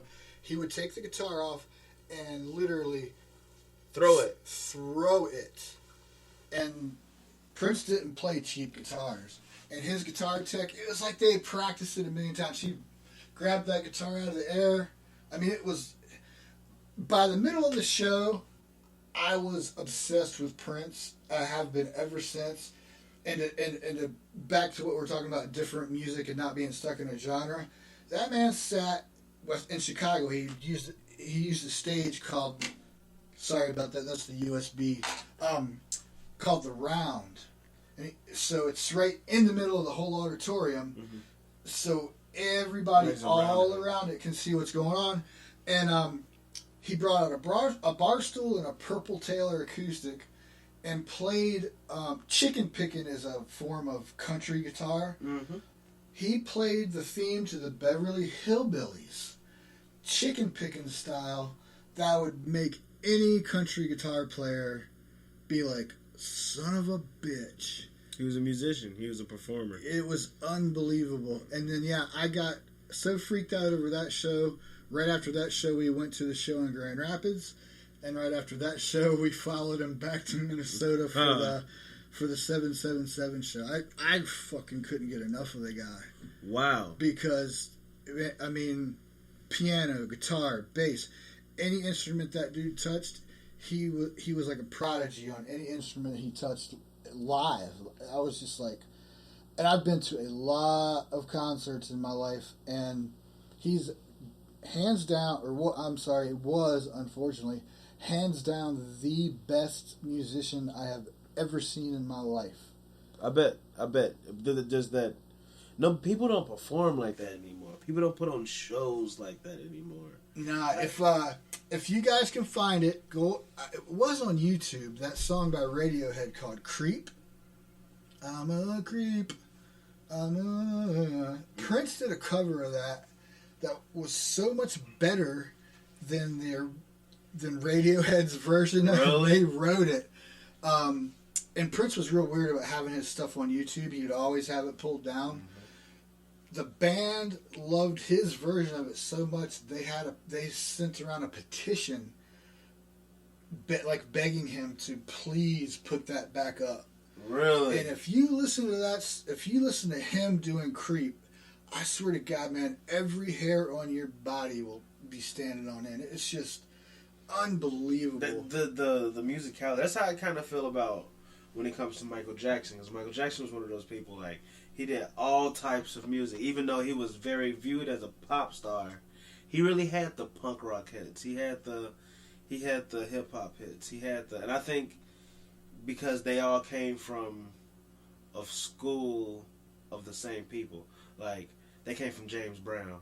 With James Brown morphed different musics together. You see what I'm saying? Yeah. So they're just kind of their ear for music and the ear to put different musics together. The love of music, the love that they had for music, where they didn't care what genre of music they were playing. Because I know I can listen to Prince Beautiful Ones and then play Darling Nikki, a Prince rock tune. You know what I'm saying? Like, yeah. That's a straight rock tune. So again, I can just transfer that back to stand-up comedy, being versatile, being able to do multiple things, being able to be a performer. Yeah. There's a difference between the person that just gets on stage and does things, and then there's a performer. James Brown, Michael Jackson, Prince, Bernie Mac, Richard Pryor, those are performers. Yeah, totally. Yeah. That's why I kind of love what we're doing with you guys in the Market Comedy Club, because, like, Pryor never had opening comics. He took a band on the road with him. Mm-hmm. He had a band warm him up. Same thing with Eddie Murphy. Oh, really? Mm-hmm. I didn't know that. Well, Eddie Murphy sings himself. Yeah. He's just he's musically inclined as well. So the bands I've talked to about integrating their new material with the comedy stuff, they're like, hell yeah, man, that's ingenious. And I'm like, no, it's been done before. I just haven't heard anybody do it in a while. But it's versatility, mm-hmm. you know. So and for that stand-up comedian to be able to work a crowd that's there to also see music is also another thing. So if anybody needs a stand-up and vice versa, a band that can work a crowd that's there to see a comedian. Yeah, because they're not They're not there to see you. They don't care about you. If you really want to be honest, it's your job as the performer is to win them. Make them want to see. Make them want to see again. Yeah. Yeah. Again and again and again. And I don't know. I just watched those old clips of Eddie Murphy. I think it was Raw, where it started out with a band on stage bringing Eddie Murphy on. I'm like, this is like real rock star shit. You know what I'm saying? This is real rock star stuff here. I think like, I'm not into the huge corporate show producers like Live Nation and stuff like that, but I think they should start doing it again because it's a win-win for the comedian, it's a win-win for the band, and it's especially a win-win for the audience. Yeah. You're getting double of something, even if that stand-up comedian was just to MC, hype the crowd up. There's this young comedian, DC Young Fly, who just hosted the BET Awards. He would go on stage for Chris Brown before his world tours. And just like run around, hype the crowd up, have the DJ play different songs. At one point he took off his shirt and started dancing. Just things to keep the audience attention. That, not saying musicians can't do those things, but it helps to have someone out there to just warm the audience up for you. That way when you got to go out, it's easy. You're not walking out to a cold audience. An audience that just been sitting there staring at a blank. There's nothing worse than just staring at a blank stage, or watching the crew set up. There's nothing worse. Yeah, that's a fact. So I think it works good both ways. If you got a comedian opening for a band or a band opening for a comedian, it's a win-win for the audience, which is ultimately who you need to please to keep putting food on the table. So, but all right, man, we're gonna check out. What's Reese Merritt's next, Reese's next. All right. And I learned a lot from him, and he's always tried to help me out. So you guys are going to have to give the biggest round of applause that you've given so far. Sorry, everybody else that's gone up already. For my good friend, Reese Merritt!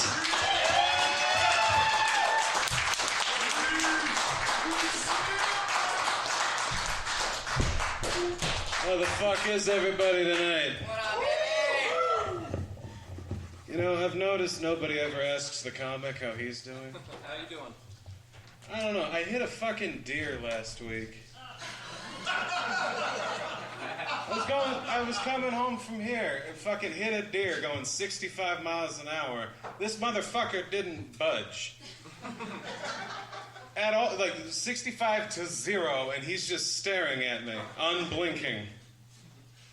Do deers blink? And he's just kind of staring like, dude, you better stay in that fucking car, because you cannot punch that hard, and I didn't fucking move at all. What can you do to stop me? It just kind of taunted me, and I was actually kind of scared. I locked the door. And then, once it heard that, it kind of made that Jewish grandmother throat clear that they do, and it just kind of took off the other way. Yeah, I think it called me a dick. I'm not 100%. If anybody speaks deer. That's Indiana native talk, by the way, deer. It's language of the corn. I think internet porn starts a lot of racism. And you laughed at that. You know exactly why, don't you?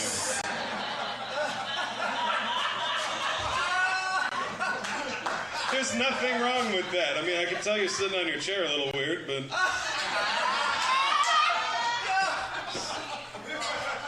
Never went back.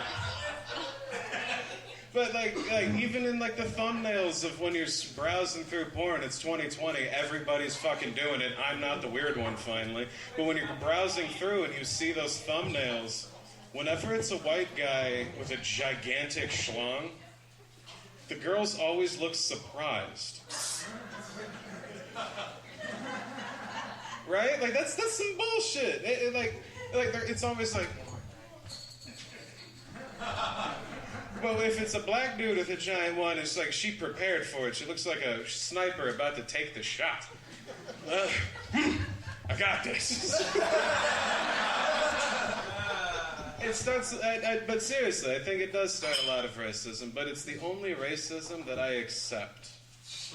Does that make sense to anybody else? Like, it's not like that. It's not that like we're the master race shit. No, that do not quote me. Like, don't let that be the takeaway. What I just said from tonight. Because that doesn't even make sense. White people being the superior race, you gotta show your fucking work a little bit on that. Seriously, black people don't age and they're fast as shit. How are we superior to anything they do?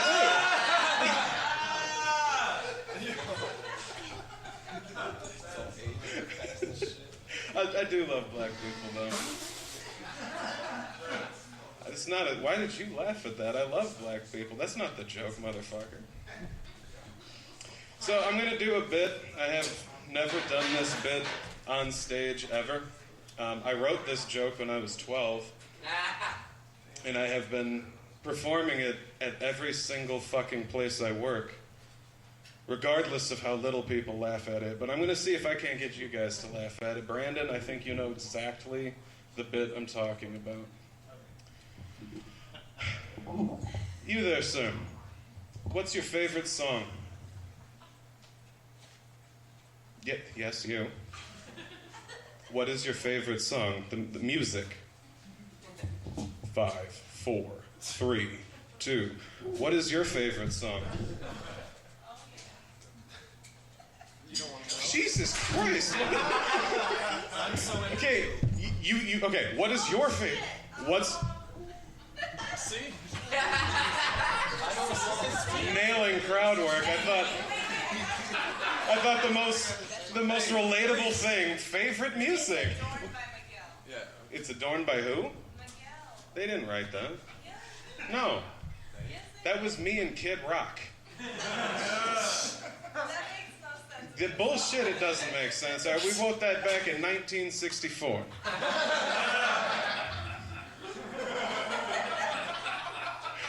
This is getting so many more laughs than any place I've ever. In 1964, he and I were we were touring in Vietnam at the time. The war wasn't happening yet. It was a bit of a sex tour, and we were trying to get these fireworks because I was trying to impress my girlfriend, the Queen of America at the time. Nobody has ever said that, damn. And nobody's ever said America doesn't have a queen, and then I can say, then who did I fuck? It just, nobody ever walks into... But we were trying to buy fireworks, and we found this one kid who said he was going to sell them for dirt cheap, and they were rolling all these tanks through, and we said we were going to fight the good fight with him, but everybody knows that Kid Rock, and at the time he wasn't Kid Rock, it was Baby Mineral. We kind of had a falling out once he got to Team Boulder. But long story short, we just fucking abandoned this kid, and he gets all famous from the media. It's a whole thing.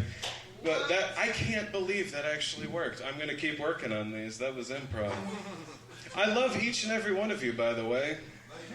Thank you so much, man. You guys got to remember to keep smiling through the bullshit. It's not going to stop, so neither should you. My name's Reese Merritt. I love each and every one of you.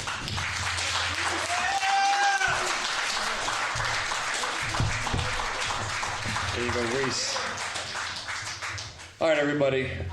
We got a very special comedian about to perform here. He's got an album out called Is He Even Funny? And he's going to be recording his second album / special right here in January something. What's the day? 8th? January 8th with that guy opening for him. The mic's making weird noises, everybody, so I'm going to hold it up here. This is my inspiration of comedy, y'all. He's hilarious. His joke writing's amazing. He's an inspiration to me. And yeah, I can't wait to see his set tonight here, guys. So you guys are about to witness some greatness. Please give a big round of applause for Alan Ford.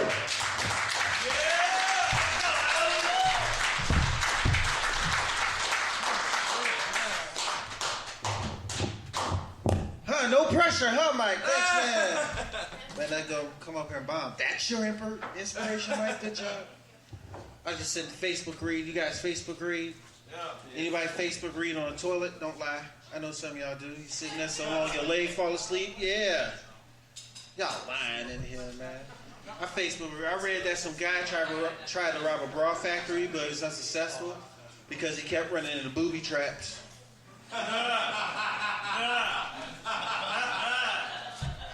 Also read that a white woman choked and died drinking orange juice. Yeah, that's just show you that OJ and white women don't mix at all, man. Here's the thing that's also crazy. In Dallas, Texas, there was a homeless man that got arrested for breaking in people's houses and tickling their booty holes. In Dallas, Texas, you know what they called him? The Dallas Booty Tickler. How do you come up with that name for a criminal? Well, he tickling asses. I guess we know his name already. How do you pick that in a lineup? Sir, step up and recite the line. Tickle, tickle. His voice is a little bit higher. That don't sound like him.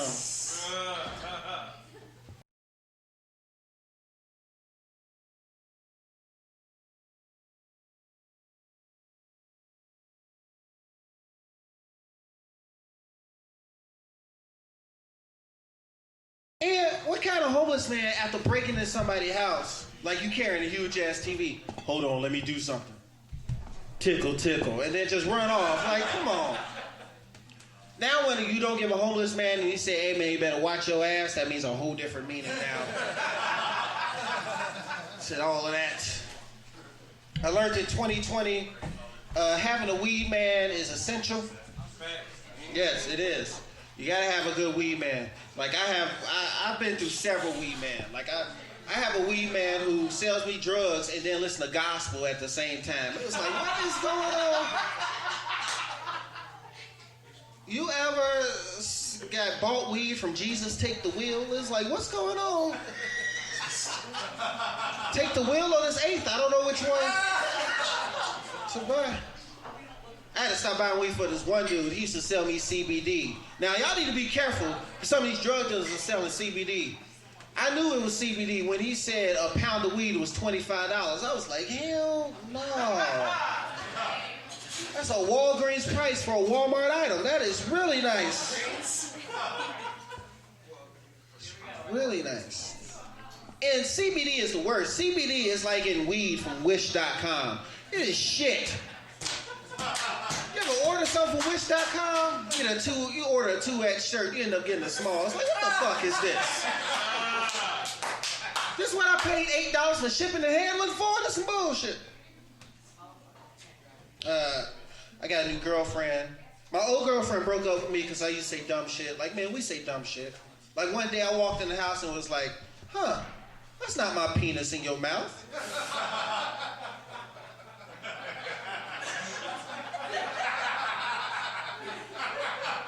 She broke up with my dumb ass. This new girl was nice, man. We did shrooms the other day and she gave me some of that WAP. It was terrible. Why would she brought Domino's, you know? Why would I want some whack-ass pizza? These failed, man. I don't know. Anybody else say some WAP jokes tonight? I was in and out because I'm a bit high. No WAP jokes? All right, good. I'm from Harvey, Illinois, and Harvey's a piece of shit. You know the town's a piece of shit when it's named after a hurricane? There's a lot of homeless people in Harvey and a lot of deers, and sometimes the homeless people ride the deers, and it's very weird when they and I see some dumb shit too. Like a homeless person was feeding the deer. It's like, I think you need that more than a deer. I don't know how that works. It's dumb. I live up north now, and I thought I was moving away from the trouble, but I ended up living there. Mexicans, and there are white crackheads out here, which I did not know exist, really. And the white crackheads up north, they're all hopped up on energy drinks and crack. It was like, what the fuck? I saw some dude break dance to Rick Astley today. Never gonna give you up, never gonna let you down. What the hell he doing? He ain't even got the music. He's singing the song. Never gonna, and don't even know the words. Desert you. That's all he do all day. Just sit there and break dance. Because he hopped up on crack and Red Bulls. I think I helped somebody steal like monsters one day from Walgreens. Like I was in there, get some cheap wine because I ain't have that much money. So I was in there to get some cheap wine, and then some guy was like, excuse me. I was like, all right, my bad. But he took the whole case and put it in a backpack. Took another case, put it in the backpack. It's like, I don't want to get your weight. Let me walk past you. Turns out he was stealing that shit. Yeah, that would have went better if y'all was there. Well, what I do miss up north, from down south is there ain't no stoves up north. Y'all ever been to the stove before? Yes. You've been to about 4 1/4 black people been here. I say 1/4 because Mike is 1/4. But y'all never been to the store. Oh, y'all been to the store. I'm sorry. My bad. It's a stove and then the store. Y'all don't know the difference, do you? Oh, I do. You do? You know the difference? I'm pretty sure she does. When she said her favorite song was Miguel, I was like, what? That ass looked like you listen to black music, girl. Black man just know a big ass when he see it. He can be sitting in the bathroom. Booty? What's going on? Booty? All the way in my car. It's booty in there. Let me hurry up and get in there. I didn't even see it walk in here. Yep, I saw it right there. I knew that. No, but it's a difference. Like, the store is one thing, like a clothing store, grocery store, liquor store, right? The stove, you get all of that in one. And it's not a Walgreens or a Walmart because this one run by Arabs a little bit. Can I say that? It's run by that. And the lights are never lit up. Say for instance, it's called E&S Liquors. The E and the R is lit up on the whole thing because they ain't got enough electricity. And also, you get different things. Like I said, it's all in one. So you get your clothes at the store. You get your liquor. You get your weed in the back. You get your pieces for the weed in the back. You get your blunts for the weed in the back. You get some gum. All that shit is at the store. I bought a bootleg from an Asian dude in Harvey at the store. And I was shocked. Seeing an Asian dude as Harvey is like seeing a white person jog in Inglewood. It was like, what the hell? What's going on up here? That was the most shocking thing. But this bootleg was terrible. It was a bootleg of Avengers Endgame. You guys seen Avengers Endgame? Yes, you had a 3-hour movie. Some of you seen it. It was terrible. First of all, this movie had African subtitles. It was like, I don't even know where you find that language at in there. What is that even called? It's African subtitles. Thor was making all the sound effects with his mouth. I never heard his hammer go, it's on surround sound. So I'm thinking, is somebody in my house or something? What's going on? Somebody got up and started dancing in the movie. That crackhead must have been there. Let's sit your ass down. Try to watch this. It was a commercial in the movie. A whole commercial.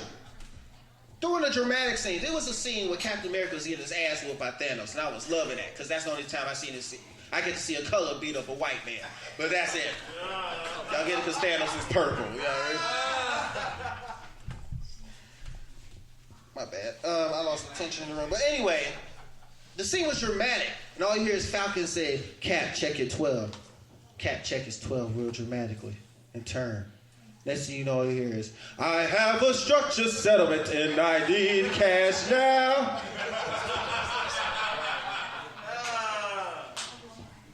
He didn't even record the end of it. He recorded himself getting kicked out screaming Asian Lives Matter. It was like, what the hell?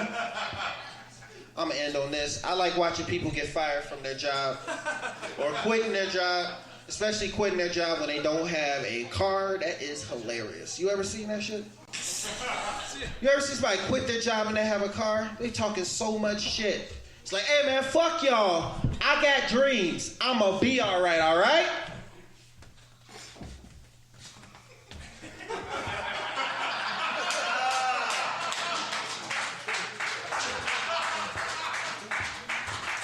What time you got?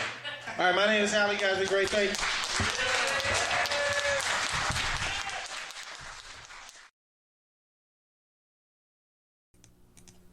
All right, next we got our own co-host, Brandon King.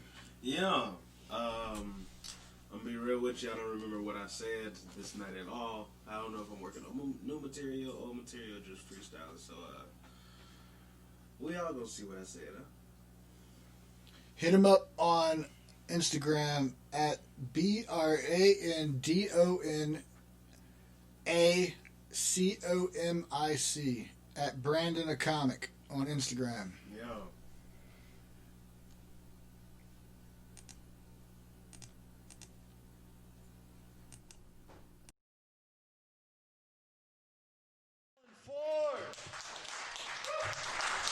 This guy's real quick before the next comedian. I just want to give a big shout out. We got very special guests in the house tonight, everybody. We got the two hosts of the Indie Animals podcast over there, my man, Alan and Jake. So good to see you guys here. You guys should come up here sometime, by the way. You guys should stand up here sometime. I was on their podcast. Don't listen to my episode. All right, everybody. We do a duo comedy act together called Timon and Pumbaa. Get ready for Pumbaa, everybody. Please welcome Brandon King.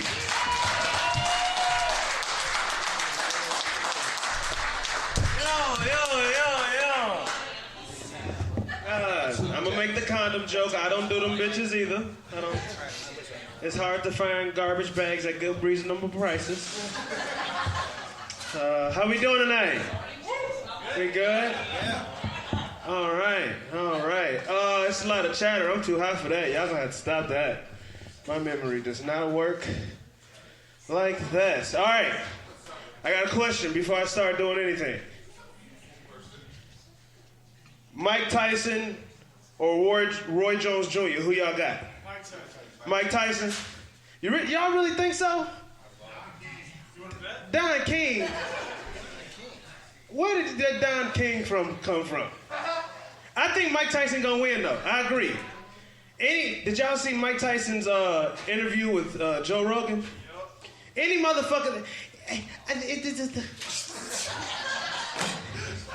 It's the dog in me. I don't want the dog. I just want to let the dog out. I feel like a bitch sometimes. I can't let the dog out. I just want the dog out. Like, Mike Tyson is going to kill that man. There's so much, you know what I'm saying? Mike Tyson was the motherfucking known. So, like, you didn't go to a Mike Tyson fight. You wasted your goddamn money going to a Mike Tyson fight. Because you go in there, ding, knockout, leave. You wasted your goddamn money. Mike Tyson's a fucking animal. Hey, how you doing? Okay. You come to a comedy show, you might get fucked with if you're in the front row. I just want you to know that. She was scared to sit up here originally. I'm gonna fuck with you since nobody else fuck with you. How you doing? I'm good. That's good. You nervous? No. You should be, because you don't know what the fuck I'm gonna say. I'm nervous for you, goddamn. I don't know what the fuck I'm gonna say. So what do you do? You work in a hospital, basic white bitch. Okay.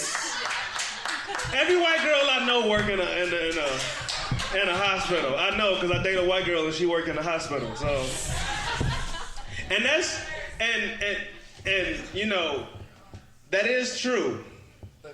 Black men do like white women that work in hospitals, but it's only the scrubs because y'all be looking fat in the scrub anyway.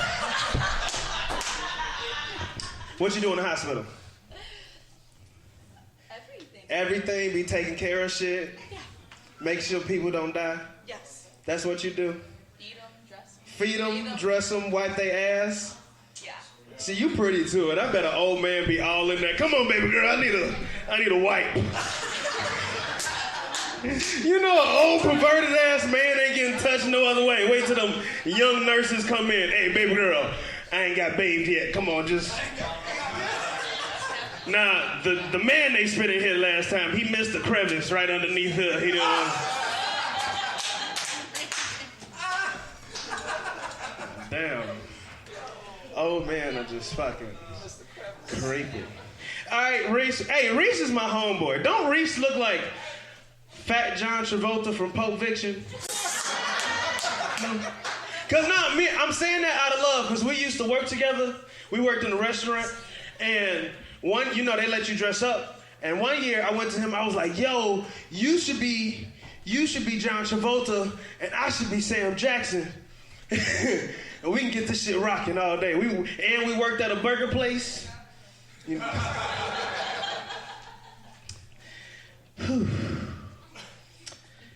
We drinking?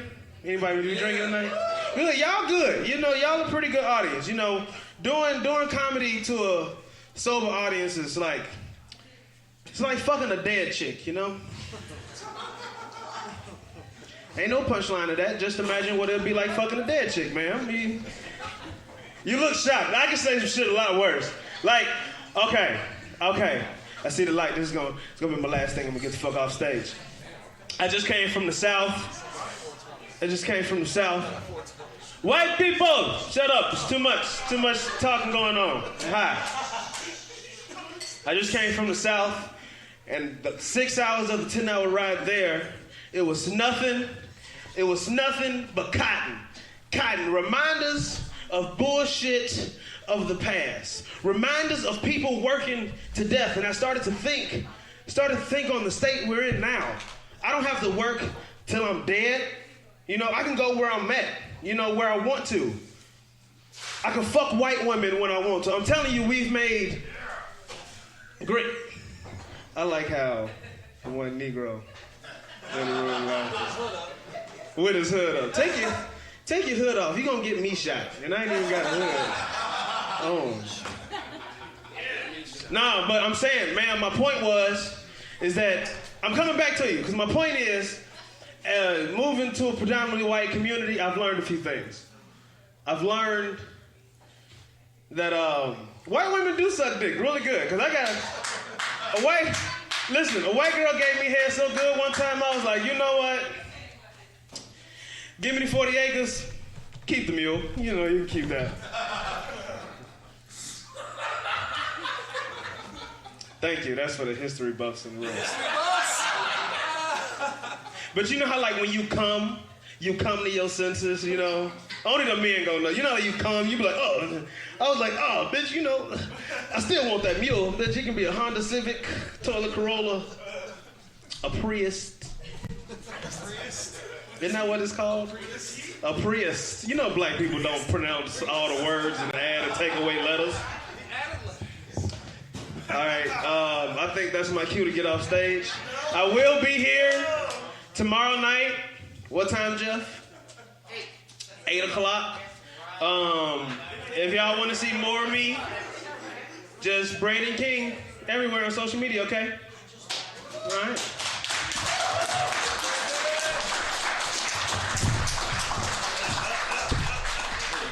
Keep it going for my main man, Brandon King, who I drove here tonight.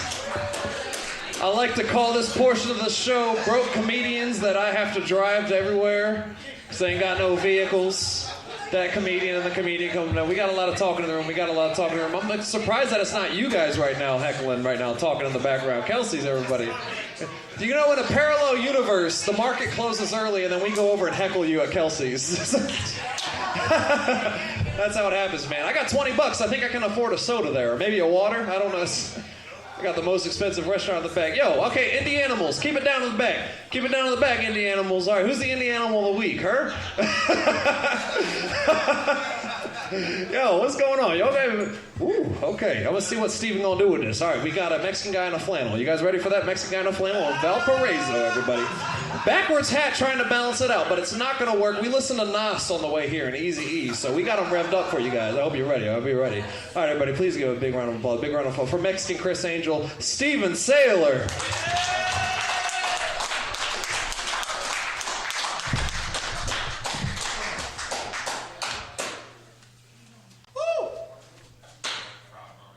Hold on, gotta get my condom out. I started to fly. You're on Fuck you. Hit me with your fucking 25% blackness, spill my drink all over my hand, strong ass motherfucker.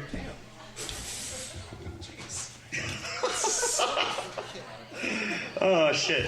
A little bit about myself, guys. I am an ex-touring musician. And no, I didn't make it because I am sitting here doing stand-up comedy along the likes of Galaxy Carlton. And he left the room, but Andrew Dice Gay, the one with the fucking hand gloves. We know him, right? This ain't here for a second. Oh, man. People have been talking about being in jail. Who's been in jail? Raise your hand. This guy's been in jail. All of Kelsey's crew's been in jail. Penile system steak over there for you guys. I've never been in jail, and I'm gonna knock on wood. Hold on. Sorry, that was bad. Never been in jail, but I've been watching a lot of 60 Days In. Anybody seen that show? Yeah. 60 Days In is a crazy show. It's where people volunteer to go into jail to make it better? How are we gonna make jail better? All I was saying is I'm watching this shit, I'm half Mexican, half white, and I know if I went to jail, I would be so conflicted. I wouldn't know which way to go. I don't speak Spanish. I couldn't mix in with the Mexican folk, and I don't want to kill black people, so I couldn't be part of the white people. And look at me, I am not black, so I couldn't be in that gang either. I would be fucked. And literally, exactly. I go in there, fucking tight end, I come out a wide receiver, baby. You know what I'm talking about?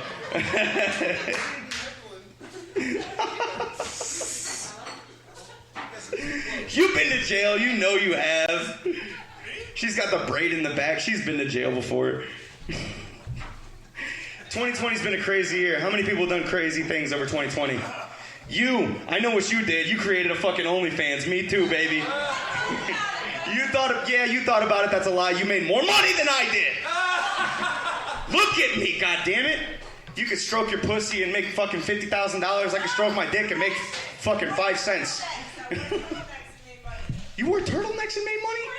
No one's worn a turtleneck and made money since Bill Cosby, and he had to drug people.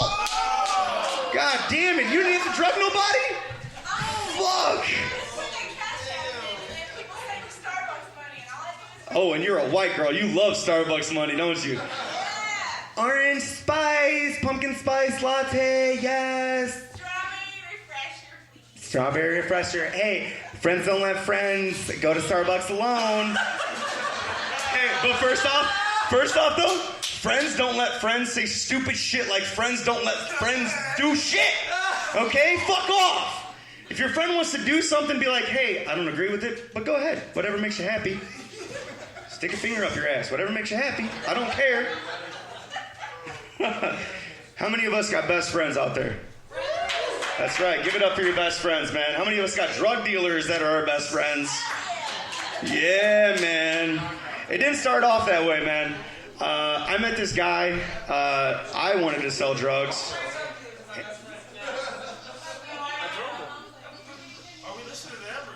I was trying to listen to them for a second. Hold on. Drug dealers are our best friends?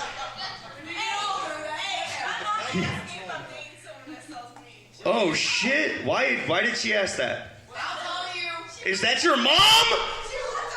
Holy shit. Why did you... Hold on. Shush. I don't care about you for a second. I want to talk to mom. Hey, mom. Mom, yes. Hands raised. Yes, mom. Go ahead. You've been called upon by the teacher.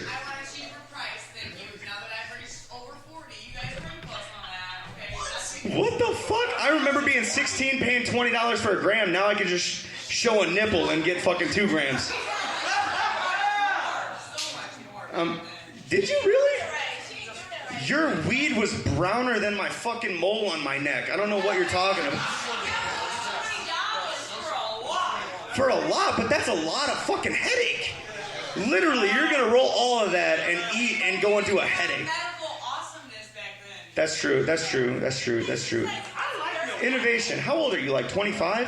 Did you have her when you were 2? I'm sorry.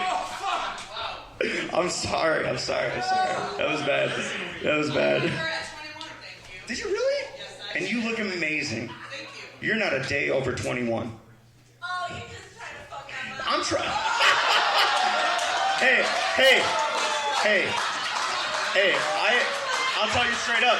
I have been celibate for about 10 months, and yes, it was by choice. I know, look at me, you're thinking otherwise. It was by choice. But yes, mother. Yes. Oh my God. Hey, Mike, what's your name? Haley. Put her on the fucking list. She's going up next. My name is Steven. Give it up for Haley. She's coming up here to do a stand-up.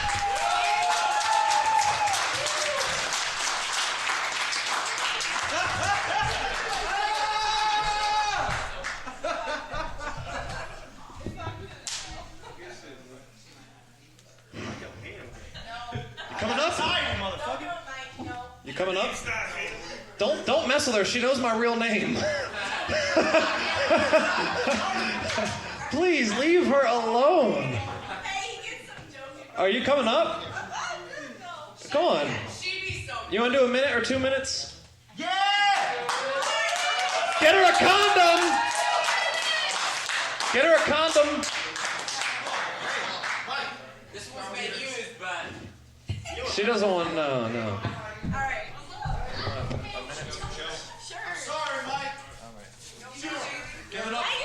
Give it up, everybody, for Haley Worth. First-time comic, by the way. Haley Worth.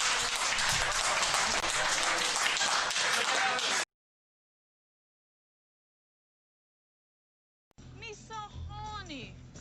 Me so horny. Me so horny. Me so horny. How do you use these things? Alright, hi. So, I'm a hairdresser. I work at Sport Clips in Valparaiso, if you didn't know that. You don't know that, actually. I get a lot of creepy dudes that come into the salon often. And last week, my boss sat me down. She's like, hey, I completely get it. Like, guys come in here and they, like, want to, like, you know, add you on Instagram and shit like that. Like, just keep it low-key. Keep it low-key. Just don't flirt back. I understand. So I was like, okay, boss, cool. So this guy comes in, and he's like, yeah, you know, like, I don't usually have pretty hairdressers like you. And I was like, okay, cool. Like, we're just going to do your haircut. I go and shampoo him. He's like, fuck. And this, like, six-year-old guy, little boy, is getting his hair cut right next to me. And I go to shampoo this dude. He's like, fuck. And my boss is like, what the fuck is wrong with this guy? I'm like, well, I try to be, like, respectful. I'm like, hey, you know, like, yeah, the shampoo is the best part of the haircut. And he's like, yeah, it is. I'm like, oh, shit. I'm like, damn, don't make this weird. I'm not a stripper. I'm just a hairdresser. Yeah, so that's basically my life every fucking day. I wake up probably about, like, 1 o'clock. I go to work at 3 and then work till 8. And I just have a bunch of creepy fucking dudes that have marriage rings on. Like, they're married and shit. They're like, yeah, what are you doing later? You want to hang out and watch The Office? And they're like 55 years old. I'm like, damn, if you want to be my sugar daddy, you're going to have to pay me for that, you know?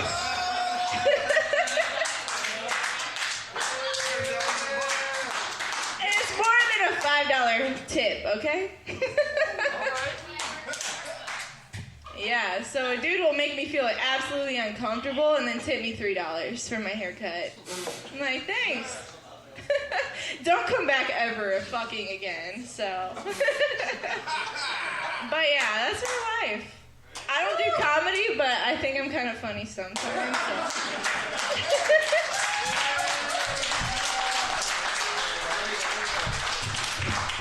All right, that's great. And she got it out of her system now. She will not heckle comedians on stage anymore. Haley's mom, do you need to come up and get out of your system too? No. You've been sitting there behaving. Yeah, you're good. All right, everybody, y'all, get ready. This is one of my favorite clean comedian, Billy D. Dodaro.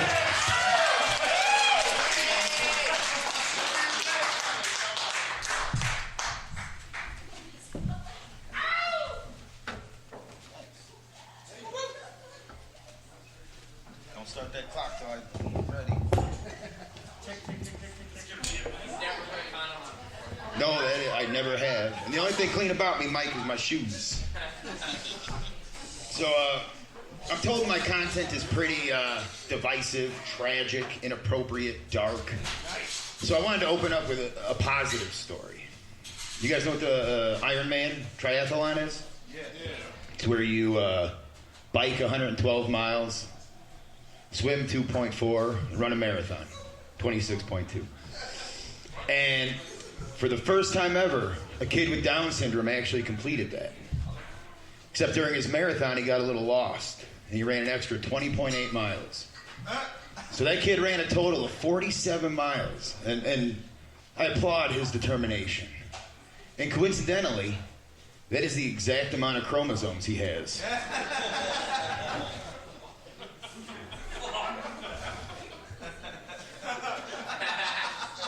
I'm all hopped up on coffee and whiskey. I'm not a big fan of this time of year. Columbus Day, Thanksgiving. Reminds me of my ex-girlfriend. She was Native American.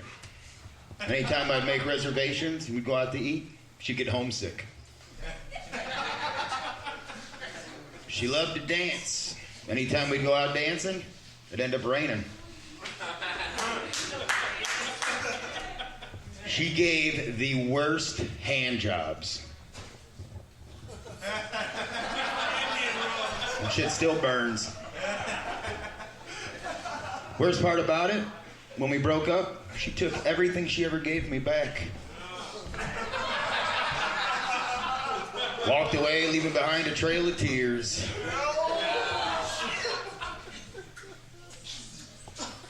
So, I was out at a tavern the other night. I had a Black Lives Matter shirt on, supporting the movement. Some dude came up to me. He said, Black Lives Matter? Since when? And I found that a little offensive. I said, dude, listen. Black lives have always mattered, and they've always had value. In fact, I can tell you the exact value. Because my great-great-great-grandfather saved everything, including his receipts. It's a joke about buying people. So, if you guys couldn't tell, I was raised white and Catholic, so I carry a lot of guilt. And to feel like I'm making a difference and to be a part of the movement, I bought the biography of Dr. Martin Luther King Jr., and I read that. And as a white person, I am grateful today for all the sacrifices he made in the 60s. Dr. King showed us change can be made peacefully and without violence. Because of the letters MLKDR, white people, like most of us here tonight, know when we're in a neighborhood we don't belong.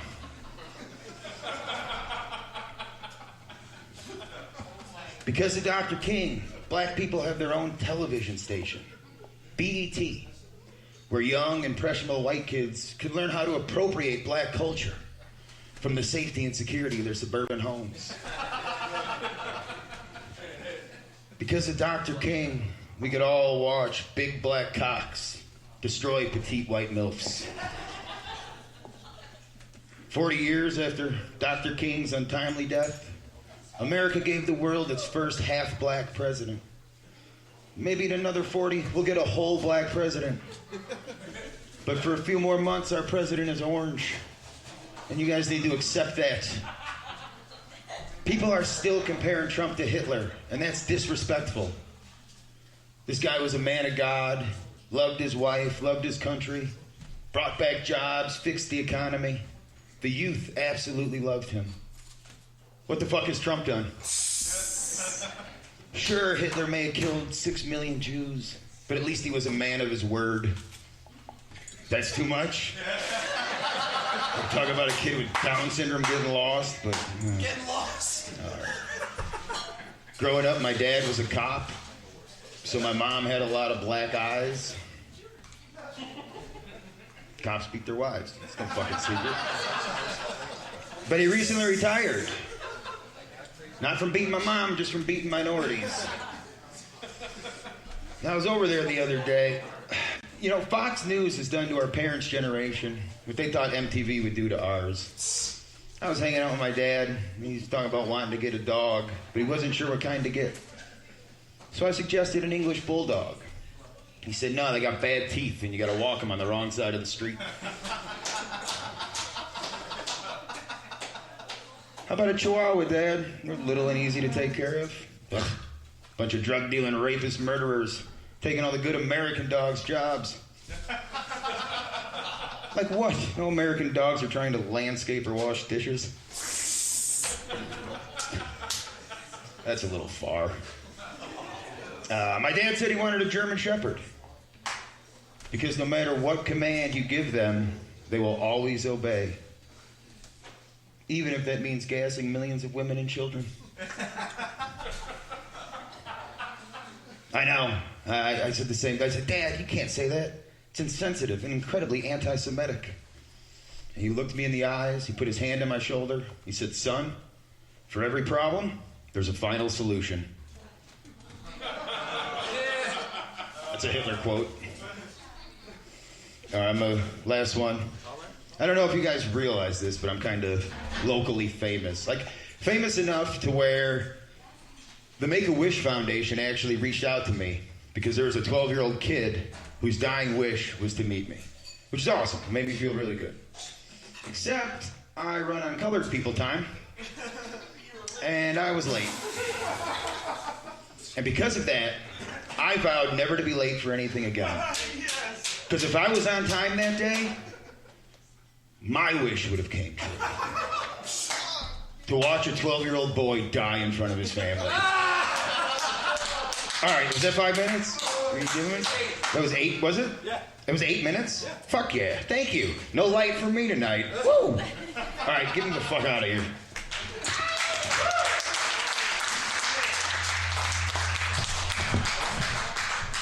I'm gonna use Billy's condom.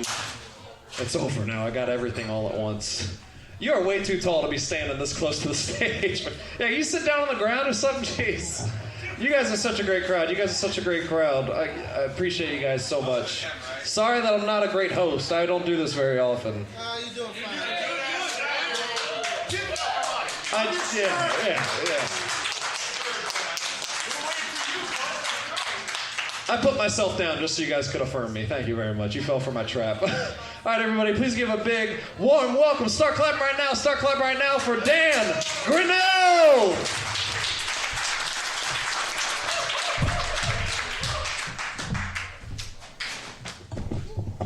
What is going on? Market Labs, what's happening, everybody? How we doing? Drove all the way to Detroit for this shit tonight. It's great. We're on lockdown 2.0. Supposed to be better than the first one. I'm still at home with my family, so I think this version sucks too, as you can tell. Am I the only one that think this looks like the beginning of a casting couch video over here?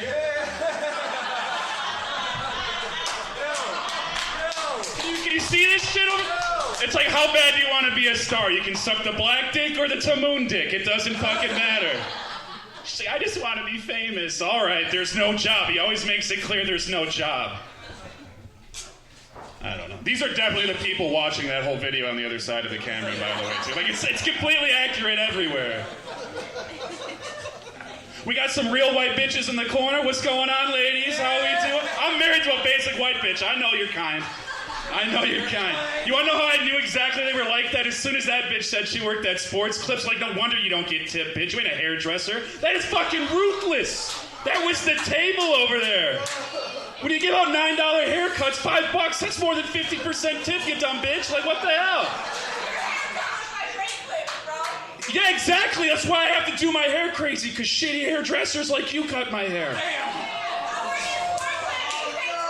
Oh, $12 at Sport Clips. She got a raise, everybody. She also showed up to a comedy show and got put up when she didn't suck. You know how shitty it is to drive from Detroit and get bumped by a white bitch that's not a comic? That's how we do things down here at the market. I mean, you got the guys working on the indie spit roast over here in the fucking corner. Jesus Christ. Oh, thanks, man. I kind of antagonize. I'm not gonna. What's this? Oh, thanks, man. That's right. That's called mutual respect right there. You know what else is mutual respect? That thick woman over there. I like her. You know, you ever look at couples and just try to figure out why people are together? Like, I've been looking at that couple, and as soon as she got her ramen and put half the fucking bowl in her mouth, I was like, that's why he's with her right there. She slurped that shit up so fast it splashed. It's like SeaWorld splash zone, tables around her. God damn. All right. I wish Andre was still here. I wanted to tell him he looked like Mark Norman if he was like a gambler alcoholic that abandoned his family. But he took off, so I didn't get to tell him that. I was really upset. Who else can we make fun of? I've been writing just shit about everybody. This is what I like to do when I first meet everybody, is just give you a bad impression. Billy, that wasn't a hand job that gave you the burn. That's the chlamydia you haven't had cured to this day. The doctor told you to take this pill, but he's a stubborn white guy with a beanie, so, you know, Bush Light he thought would fix that. I don't fucking know, man. I don't know. All good, she's out of the bathroom. What's up, sweetie? What's going on with this table over here with Reese? How we doing? You look like you make your dad real proud with your blue hair and the dick sucker black belt on. What? You guys, that's that black choker these bitches be wearing. That's how you know she gives the good head. She's like, I always need pressure right here. It keeps me in shape. It's like a power lifter. All right. Where's my female comics at? We got any female comics here tonight? I thought somebody said we had one. Not Haley, that doesn't fucking count. That's like an actual female comic. Damn, there's not one. I was looking for one because I've been trying to Joey Diaz bitches and tell them I can give them stage time, but for those of you that don't know current events, fuck off. I don't know, that shit's funny. All right. You know what's weird this year? It's the first time I've snoozed a president for 30 days. I didn't know that was ever going to be used that way when they put it out on Facebook, but it was. See, this is what happens when I stop making fun of people. I gotta fucking lose steam. I gotta find new people to make fun of. But I kind of want to fuck Haley's mom. I'm gonna be completely honest. Like if I wasn't married, that's the girl I'm going for. She looks like she used to give head to Motley Crue in the back of a pickup truck. Like, can you step a hot dog? Look at that's what would happen. I know, right? That's why I fucking said it. Jesus Christ, thank you. I wish I could bring these women everywhere with me just to repeat what I just said back to me so I could hear it. It's fantastic. I don't get it. Oh, by the way, this is the reason white women shouldn't be allowed at Black Lives Matter rallies. She comes up first time ever going to a comedy show to give her stage time. Now she's going to tell you about the oppression of the black man for 20 minutes. And how she can relate to the struggle. Because she had to wait in line at fucking Kohl's, and her Kohl's cash was expired. I don't even know if you have fucking Kohl's in Indiana. I don't come to this shit state. Like, I'm in Michigan, it's not much better. We're both better than Ohio. I think we can all agree on that. But like, we're bottom crust. All right. I guess I'll do one actual joke and get the fuck out of here, so you know it's not all crap. I like that you're smiling, you're laughing. I like that you said I worked in a hospital and I do everything. Bitch, you are not a surgeon. That would be doing everything. And I'm like, hey, thanks for the yellow cake on the tray earlier. By the way, can't wait to see you in post-op after the show. It's gonna be great. All right. Some medical terms going out there for some people. But no, I'm actually married, and as much as I joke, you know, I really do love my wife a lot, and she's sweet. And I was going through a pretty rough time, and she thought to brighten up my day, she would do something real special and like sexy for me. And there was $1,000 taken out of our account. I was like, what the hell did she do? Like, are we going out of town? I get home, laying on my couch with a note is a movie quality Batman costume. Right? Like legit 1989 Michael Keaton wore this shit. And the note said, put this on and come save the city. And I was like, damn! Hell yeah! I started doing laps around the house. I'm gonna live out some childhood dreams of fucking Poison Ivy or Catwoman. You know, maybe Harley Quinn, get in the bedroom. This bitch is dressed like the fucking Penguin. I don't know how the hell this was supposed to be hot or... You know how hard it is to keep an erection when your bitch looks like Sharky's ass? I don't fucking get it. Like... I'm chasing Sharky around trying to get... I mean, I'm gonna do it. I'm a man, you know? I don't know what's special about it. She's gonna put her fucking flippers together. I'm gonna fuck those things. When I came, you know what I did when I came? I went, oh, man. And I came everywhere immediately. I did the voice. It was fantastic. I'm Daniel Gradell. Let's get over your host. Have a great night, everybody. You've been great.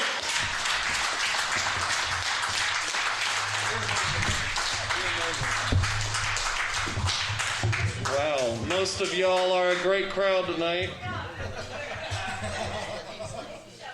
You guys know the real source of the issue is the indie animals buy shots for everybody. Work your way over towards them and you'll be lit like that corner right there.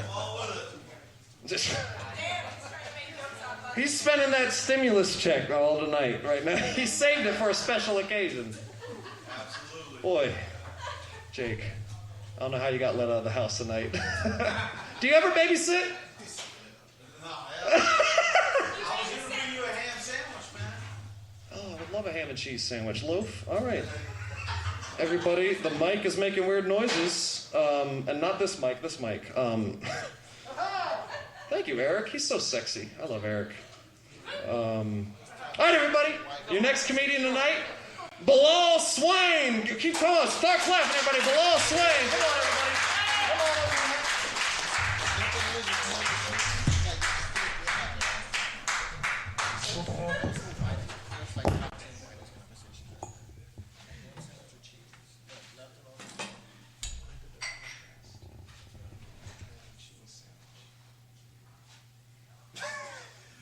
You guys talk about a ham and cheese sandwich. Oh, yeah.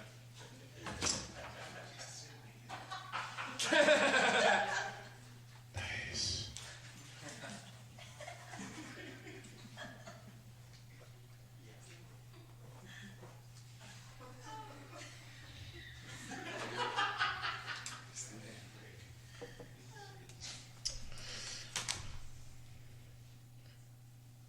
You guys know about autoerotic asphyxiation?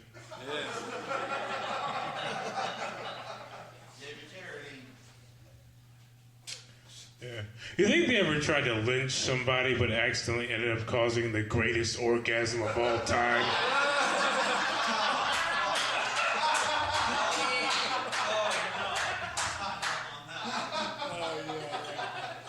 If someone tried to lynch me, I would just start jacking off because I'm not going to miss the big one, you know?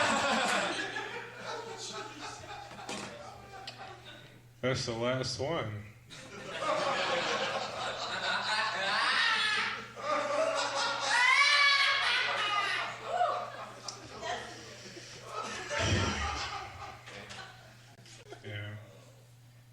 I get pulled over a lot, and every time I get pulled over, the cops always want to search my car. I think it's because I kind of act like the guy in Scooby-Doo that they want you to think did it. You know? But you know when someone's being really nosy, and you see it about to fuck them over, but they keep going, so like, all right, whatever happens, happens. Because they always look in your car like they're going to find some big-ass stash of drugs or something. Then they pop your trunk and find a Foot Locker full of baby heads. Like, whoa, I've never seen those baby heads in my life, officer.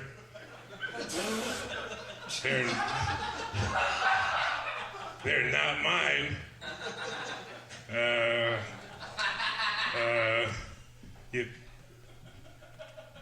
You want some peanuts? These are mine. I bought them. I bought them at the store.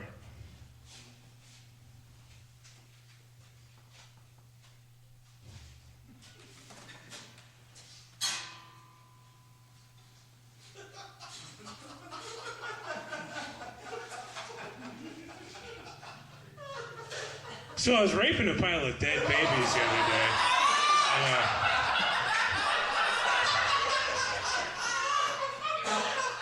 And I was thinking, you think anyone's ever been walking in the woods and they see a bear and the bear sees them? They're like, oh, fuck, this bear's about to kill me. So they go to run and they like twist their ankle and they fall. And then the bear's standing over them and he just looks at them and it's like,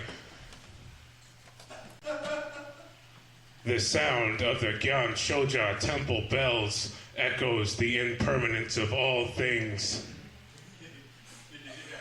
The color of the Sala flowers reveals the truth that to flourish is to fall. The proud do not endure.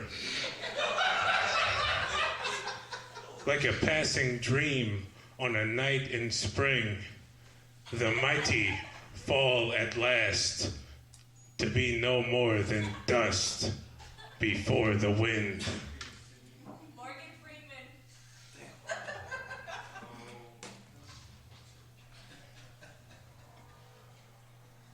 You think you guys ever been walking in the woods and they see a bear and the bear sees them? They're like, oh, fuck, this bear's about to kill me. So they go to run and they like twist their ankle and they fall. And now the bear's standing over them and he just looks at them and it's like, I don't hate you, but if you died, I wouldn't be sad.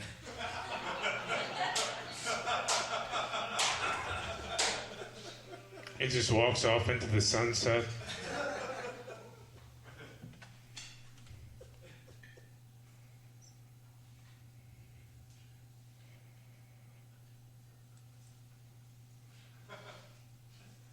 I had a friend who jerked off 6 million Jews. We called him Beat Off Hitler.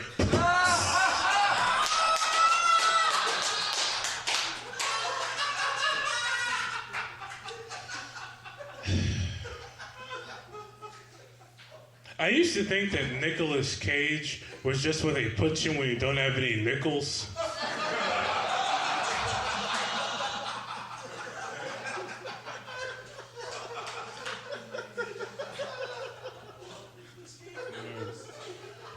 I was at a party a few months ago, and I ran into either the best or worst invention ever. It's called alcoholic Kool-Aid.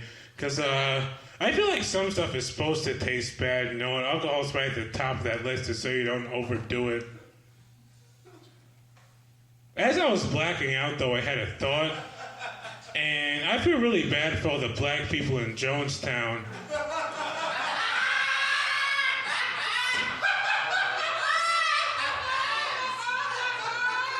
Because if someone comes up to you and like, hey, we're all going to kill ourselves, you want in? You're like, no. Then they're like, we're doing it with Kool-Aid this time.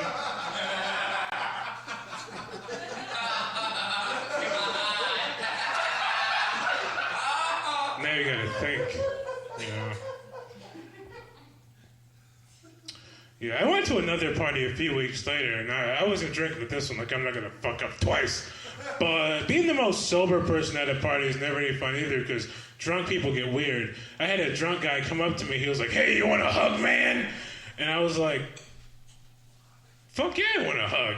So we're in the middle of the hug, and all of a sudden, I feel our dicks touch through our pants. And I was like, okay, this hug is now over.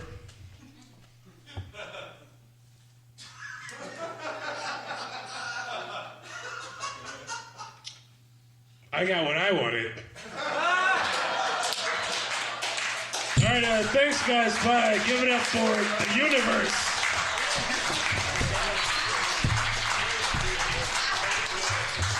That was unbelievable. Great job, man. Unbelievable. I can't believe what I just witnessed. Jeff, you gave me the best night to host. I will say that. My favorite part about your set, though, was he acknowledged the light when I went on. That's a great skill for comedians to learn. It's not funny because it's a serious R. Kelly, and he's like, I don't see nothing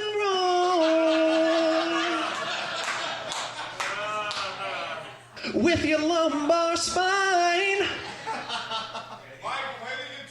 I don't see no. Shut the I told you guys to shut up over there. I told you the problem is the Indie Animals. That was Alan, co-host. I'll say host number 2 of the Indie. Okay, now host number 1's talking too. All right. Y'all are never gonna come on the Mike Banks show as long as I live.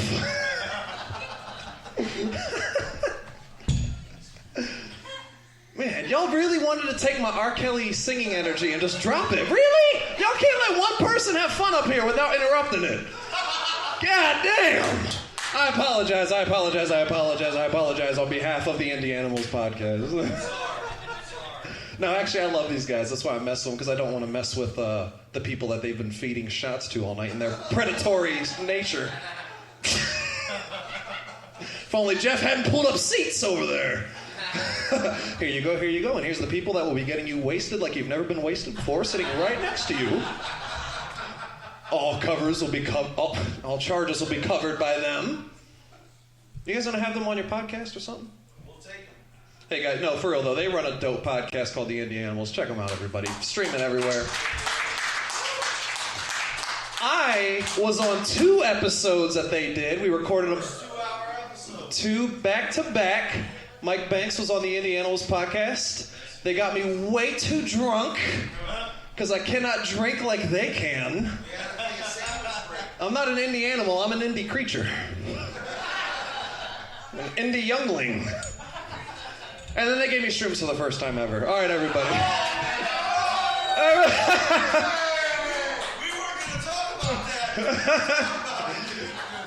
All I'm gonna say is they pulled up to a stop sign and I didn't. They pulled up to a stoplight and I didn't know green could be that green.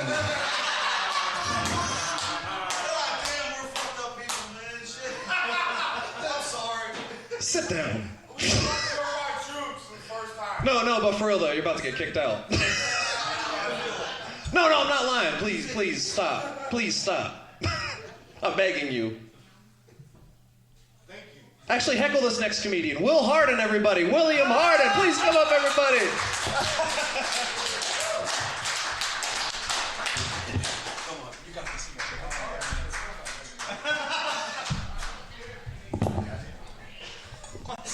sorry.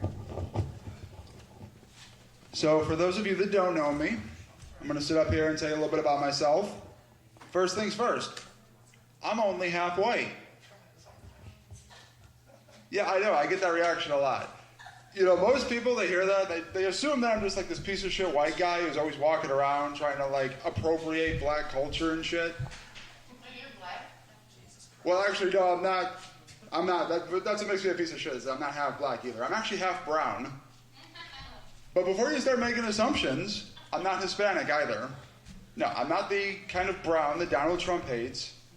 I'm the kind of brown that George W. Bush hates, if you catch my drift. I'm what Mr. Alan Ford here calls an Arab. Now don't worry, I'm not going to go blowing up on you or nothing. I also get that a lot too whenever I tell people that shit. I mean, I know my sneaker game is the bomb. You see that shit? There ain't no fuses in them shoes, okay? I can go on whatever airplane I want. Oh, shit. We do have a lot of bootleg shit. That's true. So people always ask me, like, what's it like being Arab? And I'm like, it's like living in 2020 every year. Like, ladies, are you guys tired of wearing masks to cover up your face whenever you're in public?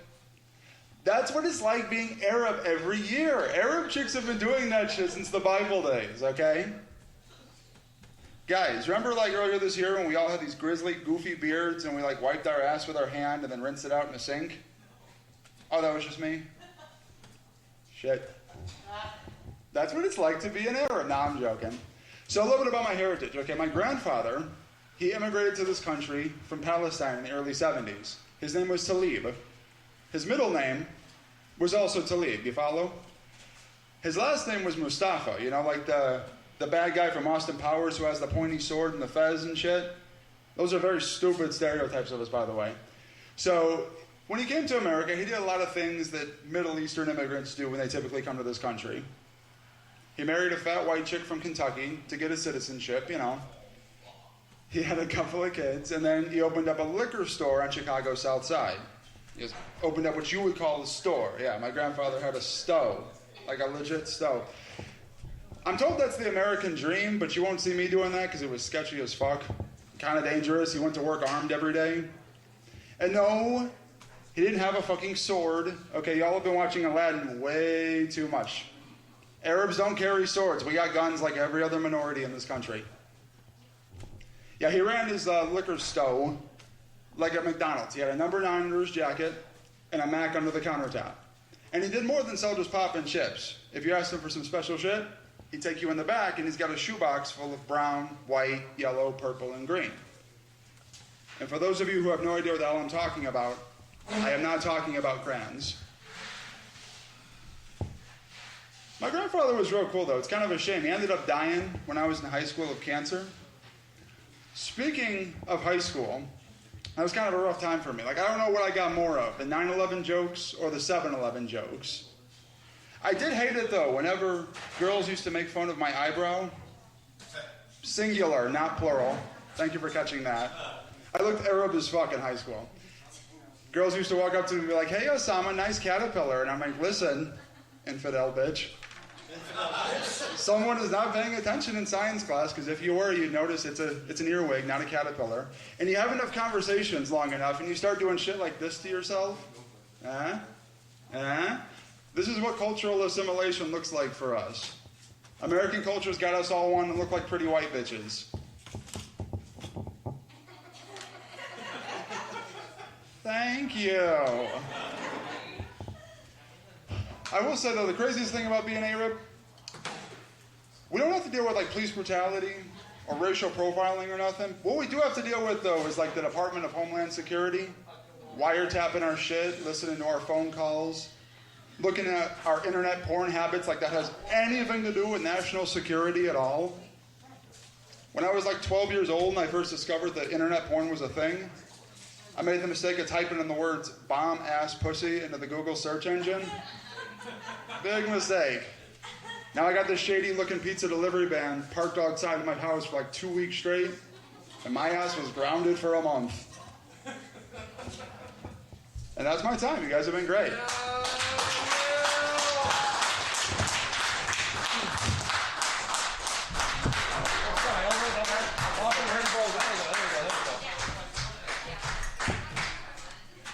This message is brought to you by the Market Lounge Comedy Club.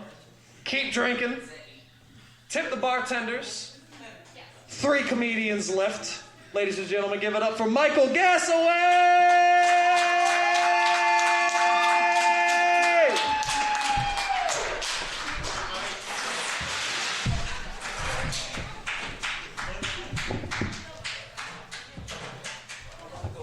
Give me a second, let me make myself a little bit more comfortable. Not that kind of comfortable. I always love doing this. I discovered it on my second night. So when I do this, I feel like fucking Freddie Mercury. Not fucking, just I feel like Freddie Mercury. Fucking. Minus the AIDS, but twice the fabulousness. Oh, hell yeah. Fucking A. Speaking of fabulous, well, lack thereof, I'm trying to lose weight. And just like 2020, it really sucks. But, like, how many of you are actually actively trying to lose weight? Give a round of applause. A round of applause. Come on. There we go.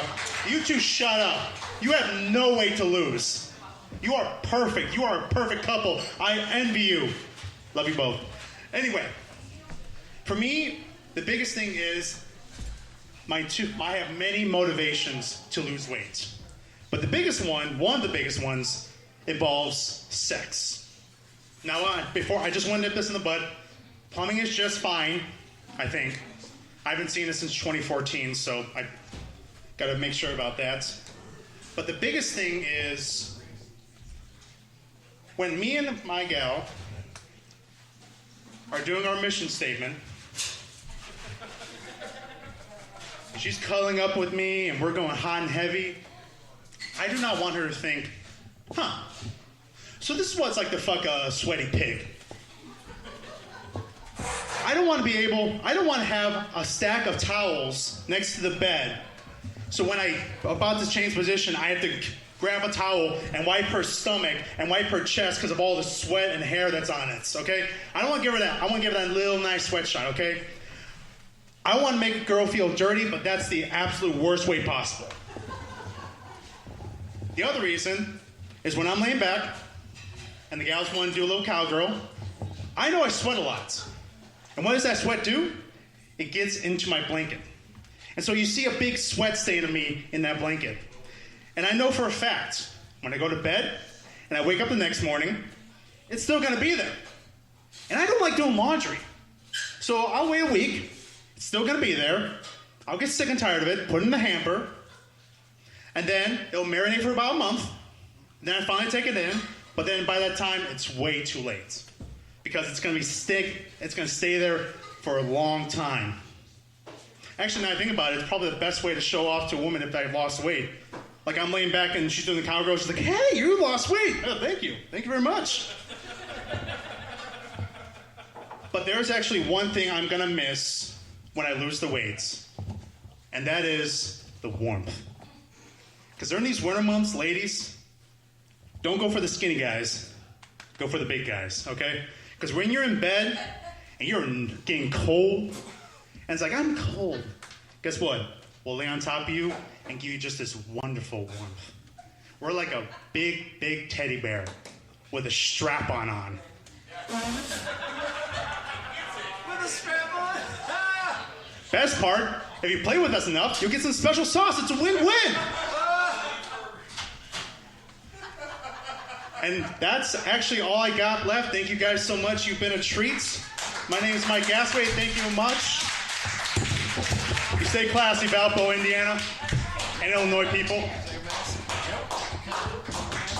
There it goes. My dick during the winter.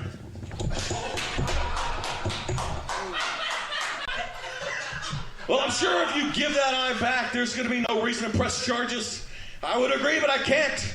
Without his eye, Uncle Frank kept veering to the left and he was hit by a truck. Well, it sounds like a terrible accident. I agree. But just in case, I sold that truck. That's a joke about me killing my uncle, guys. I gotta tell you, I gotta stop smoking pot, though. I do.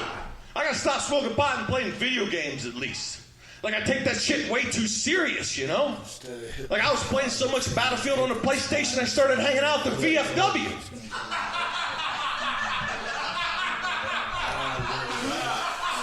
was the only way to find people, you know, that could relate to my experiences, you know.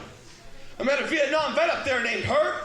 Herb was a nice guy and all, but he was one of those people always trying to one-up you. You know these people? Like, I get it, Herb. Yellow fever in the Mekong Delta sounds like it must have been a real bitch. I said I had the worst case of gamer's thumb the clinic had ever seen. I'm lucky they didn't amputate. That's my time, guys. I'm Dean Jernigan.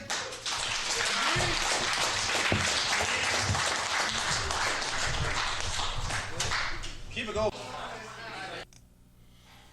All right, that was Dean Jernigan, and that is about our time for tonight. I'm going to hand it over to Brandon King. Hey, thank you, Air Candy Radio, for letting me come and let me do my thing. Let me, you know, thank you for adding me a part of the family. Before we go, I do want to plug myself. I do have a show coming up at the Market Comedy Lounge, January 8th. I will be opening for Mr. Alan Ford for his comedy special, so stay on the lookout for that. That's January 8th. If you want to find more content, if you want to book me, if you whatever you want to do, just go to Brandon King on Facebook, Brandon the Comedian on Instagram, or Comedian Brandon King on Twitter. If you any musicians that need a MC or any married women that would just like to add an extra man in their house, I am here for you. Thank you. And you can find him. We'll put a link to his stuff on the show here on the website, but you will not find him in my house with my wife.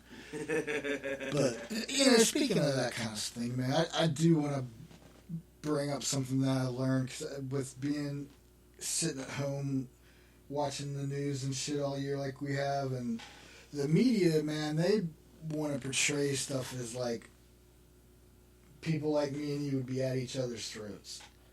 And I'll tell you what, if you go to a comedy club, and same with a lot of shows, man, like at these comedy shows that I'm recording that these guys are doing, you got black people, white people, women, feminists, Mexicans, opposite of feminists, fuck, all walks of life. Yeah, and they are ripping on each other, and everybody's laughing their ass off. Everybody's getting along. There ain't a single hard feeling in the whole joint, man.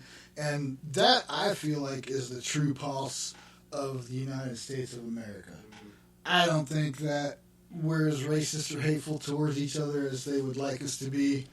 And in fact, I learned that, like, there's no doubt in my mind, because for weeks now I've hung out with these guys and had an awesome time sitting on the side of the stage recording before they kind of knew what was going on or knew who I was. Not that I'm somebody special, but who I was as far as the guy recording the show. They were fucking ripping on me. In fact, this motherfucker, Brandon, before he even knew my name, he looked at me and he said, "Oh shit, I see a white dude with a white beard and camouflage pants on." He said, "Motherfuckers with camouflage pants scare the shit out of me because..." I don't even remember what I said. You said you guys know something that we don't. Y'all do. Something we don't. Y'all know where it's hidden. Y'all know where to hide. It's just, it's something about men with camouflage pants on, particularly white men with camouflage, and they have like the extra pockets. Good night, everybody. We love you. God bless America.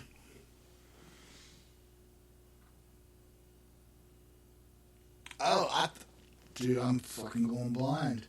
It was 8:00. There's 8 minutes and 7 minutes and 50 seconds left. Thank you, diabetes. Oh no! I was disappointed because I actually wanted to mention this Thursday, Thanksgiving. We want everybody to stay safe, have a blessed Thanksgiving, be with your family, be with your friends. You know, do what Gavin Newsom does. It's okay for him to be with his family and friends. I don't see why it ain't okay for everybody else. But yeah, please have a blessed and fun and safe Thanksgiving. And Thursday night, Ear Candy Radio is having a show but there will be not a single curse word or anything. If you were offended by the comedians, maybe kind of reassess yourself a little bit, because it is all in good fun. But there won't be anything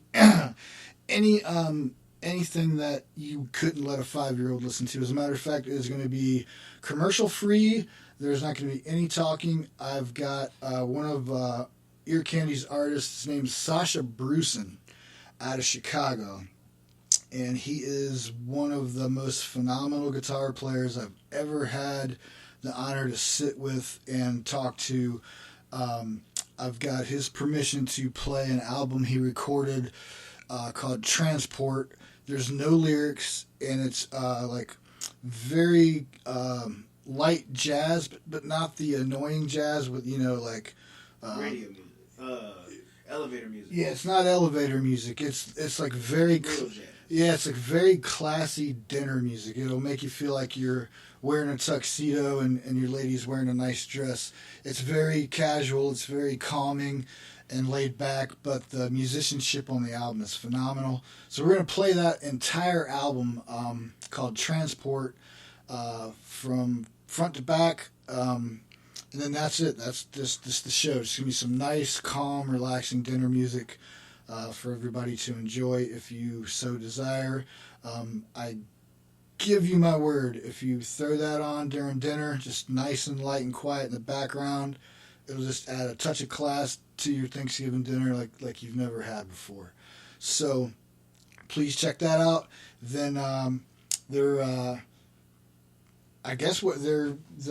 market's going to be doing shows until we get shut down, right? Yeah. Apparently we're moving. The site of the Market Lounge is going to be in a bigger venue, same building, just a different part of the building. It needs to be. I was just telling somebody that today. They need to space it out a little bit more. Yeah, not because of the social distancing thing. Yeah. But like what Jeff J said, when he's like, "I'd like to." That sound to hear in the back of the auditorium. Is that what you're talking about? No, or not auditorium. When he said, "I'd like to thank the architect for who designed this fucking club." Stevie Wonder, because the stage actually faces the bar and the audience is off to the left and right of the stage. And he said something to the effect of, "I have to turn into a hammerhead shark to see the audience." Yo, you're telling one joke to one side and another joke to another. Yeah, it's a little different. Where to punch your jokes at. So yeah, I think if they turn the stage 90 degrees and move it to the back and face the speakers, all face the PA out. Yeah, come out more. Yeah, it'll be better. Yeah. And it'll sound better too, to give everybody more room, because like the people sitting way off to the right of the stage, it almost feels like they're like not even sitting in the venue. Yeah. Oh yeah. I know when you're in the back, it's hard to hear, but we're working on it. It's a new comedy club. Things we're getting squared away, fixed out. Yep, and they're every time I go there, they've improved something. So definitely give them credit for that. Give them credit, dude. In this environment, a building that size, the electricity bill alone's got to be stunning. Really, I know they do other venues there, other events there. But really, just to have a comedy club on Thursday and Friday night. Well, I mean, and they got the liquor, because they sell some really good drinks. I mean, the liquor license in Indiana is like $20,000, $10,000 for the license, and $10,000 for some kind of like insurance policy deposit kind of thing. So, yeah, I mean, I definitely give them credit. And that is the Market Lounge and Comedy Club on it's 2405 Northland Drive in Valparaiso, Indiana. Thursday night is the Improv Comedy Night. Then they have showcase comedians, and they also have some guys traveling in from out of town when they can for bigger shows. They do wedding receptions, everything. Yeah, and they got a really good food. So if you're one of our local listeners, please check it out. It's definitely worth stopping by. And the other cool thing is they don't do a cover charge, man. Yeah, it's free, which you don't get out of a lot of comedy clubs. There's usually some $10 or $15 fee, but no, as long as you buy 2 drinks, you all set. Also, if you are in the opposite side of Northwest Indiana. If you're in the Gary part, we have a comedy club in Gary, Indiana called D's Performance Comedy Theater. Again, that's D's Performance Comedy Theater, 500 South Lake Street. We get a lot of stuff worked out of there. Some big names coming out of there. Cool, man. All right, Brandon, it has been a pleasure. Can't wait to have you back. Hopefully we'll do this quite often. All right, this is Traumatized by the Balkan Brothers, track 3. Their album is out on November 27th. You can pre-order it now. I've had the honor to listen to the whole thing, and it is awesome. Their album Redrove is great, Devil on TV is great, but I think this album is just takes the cake. It's got awesome lyrics. All right, happy Thanksgiving, everybody.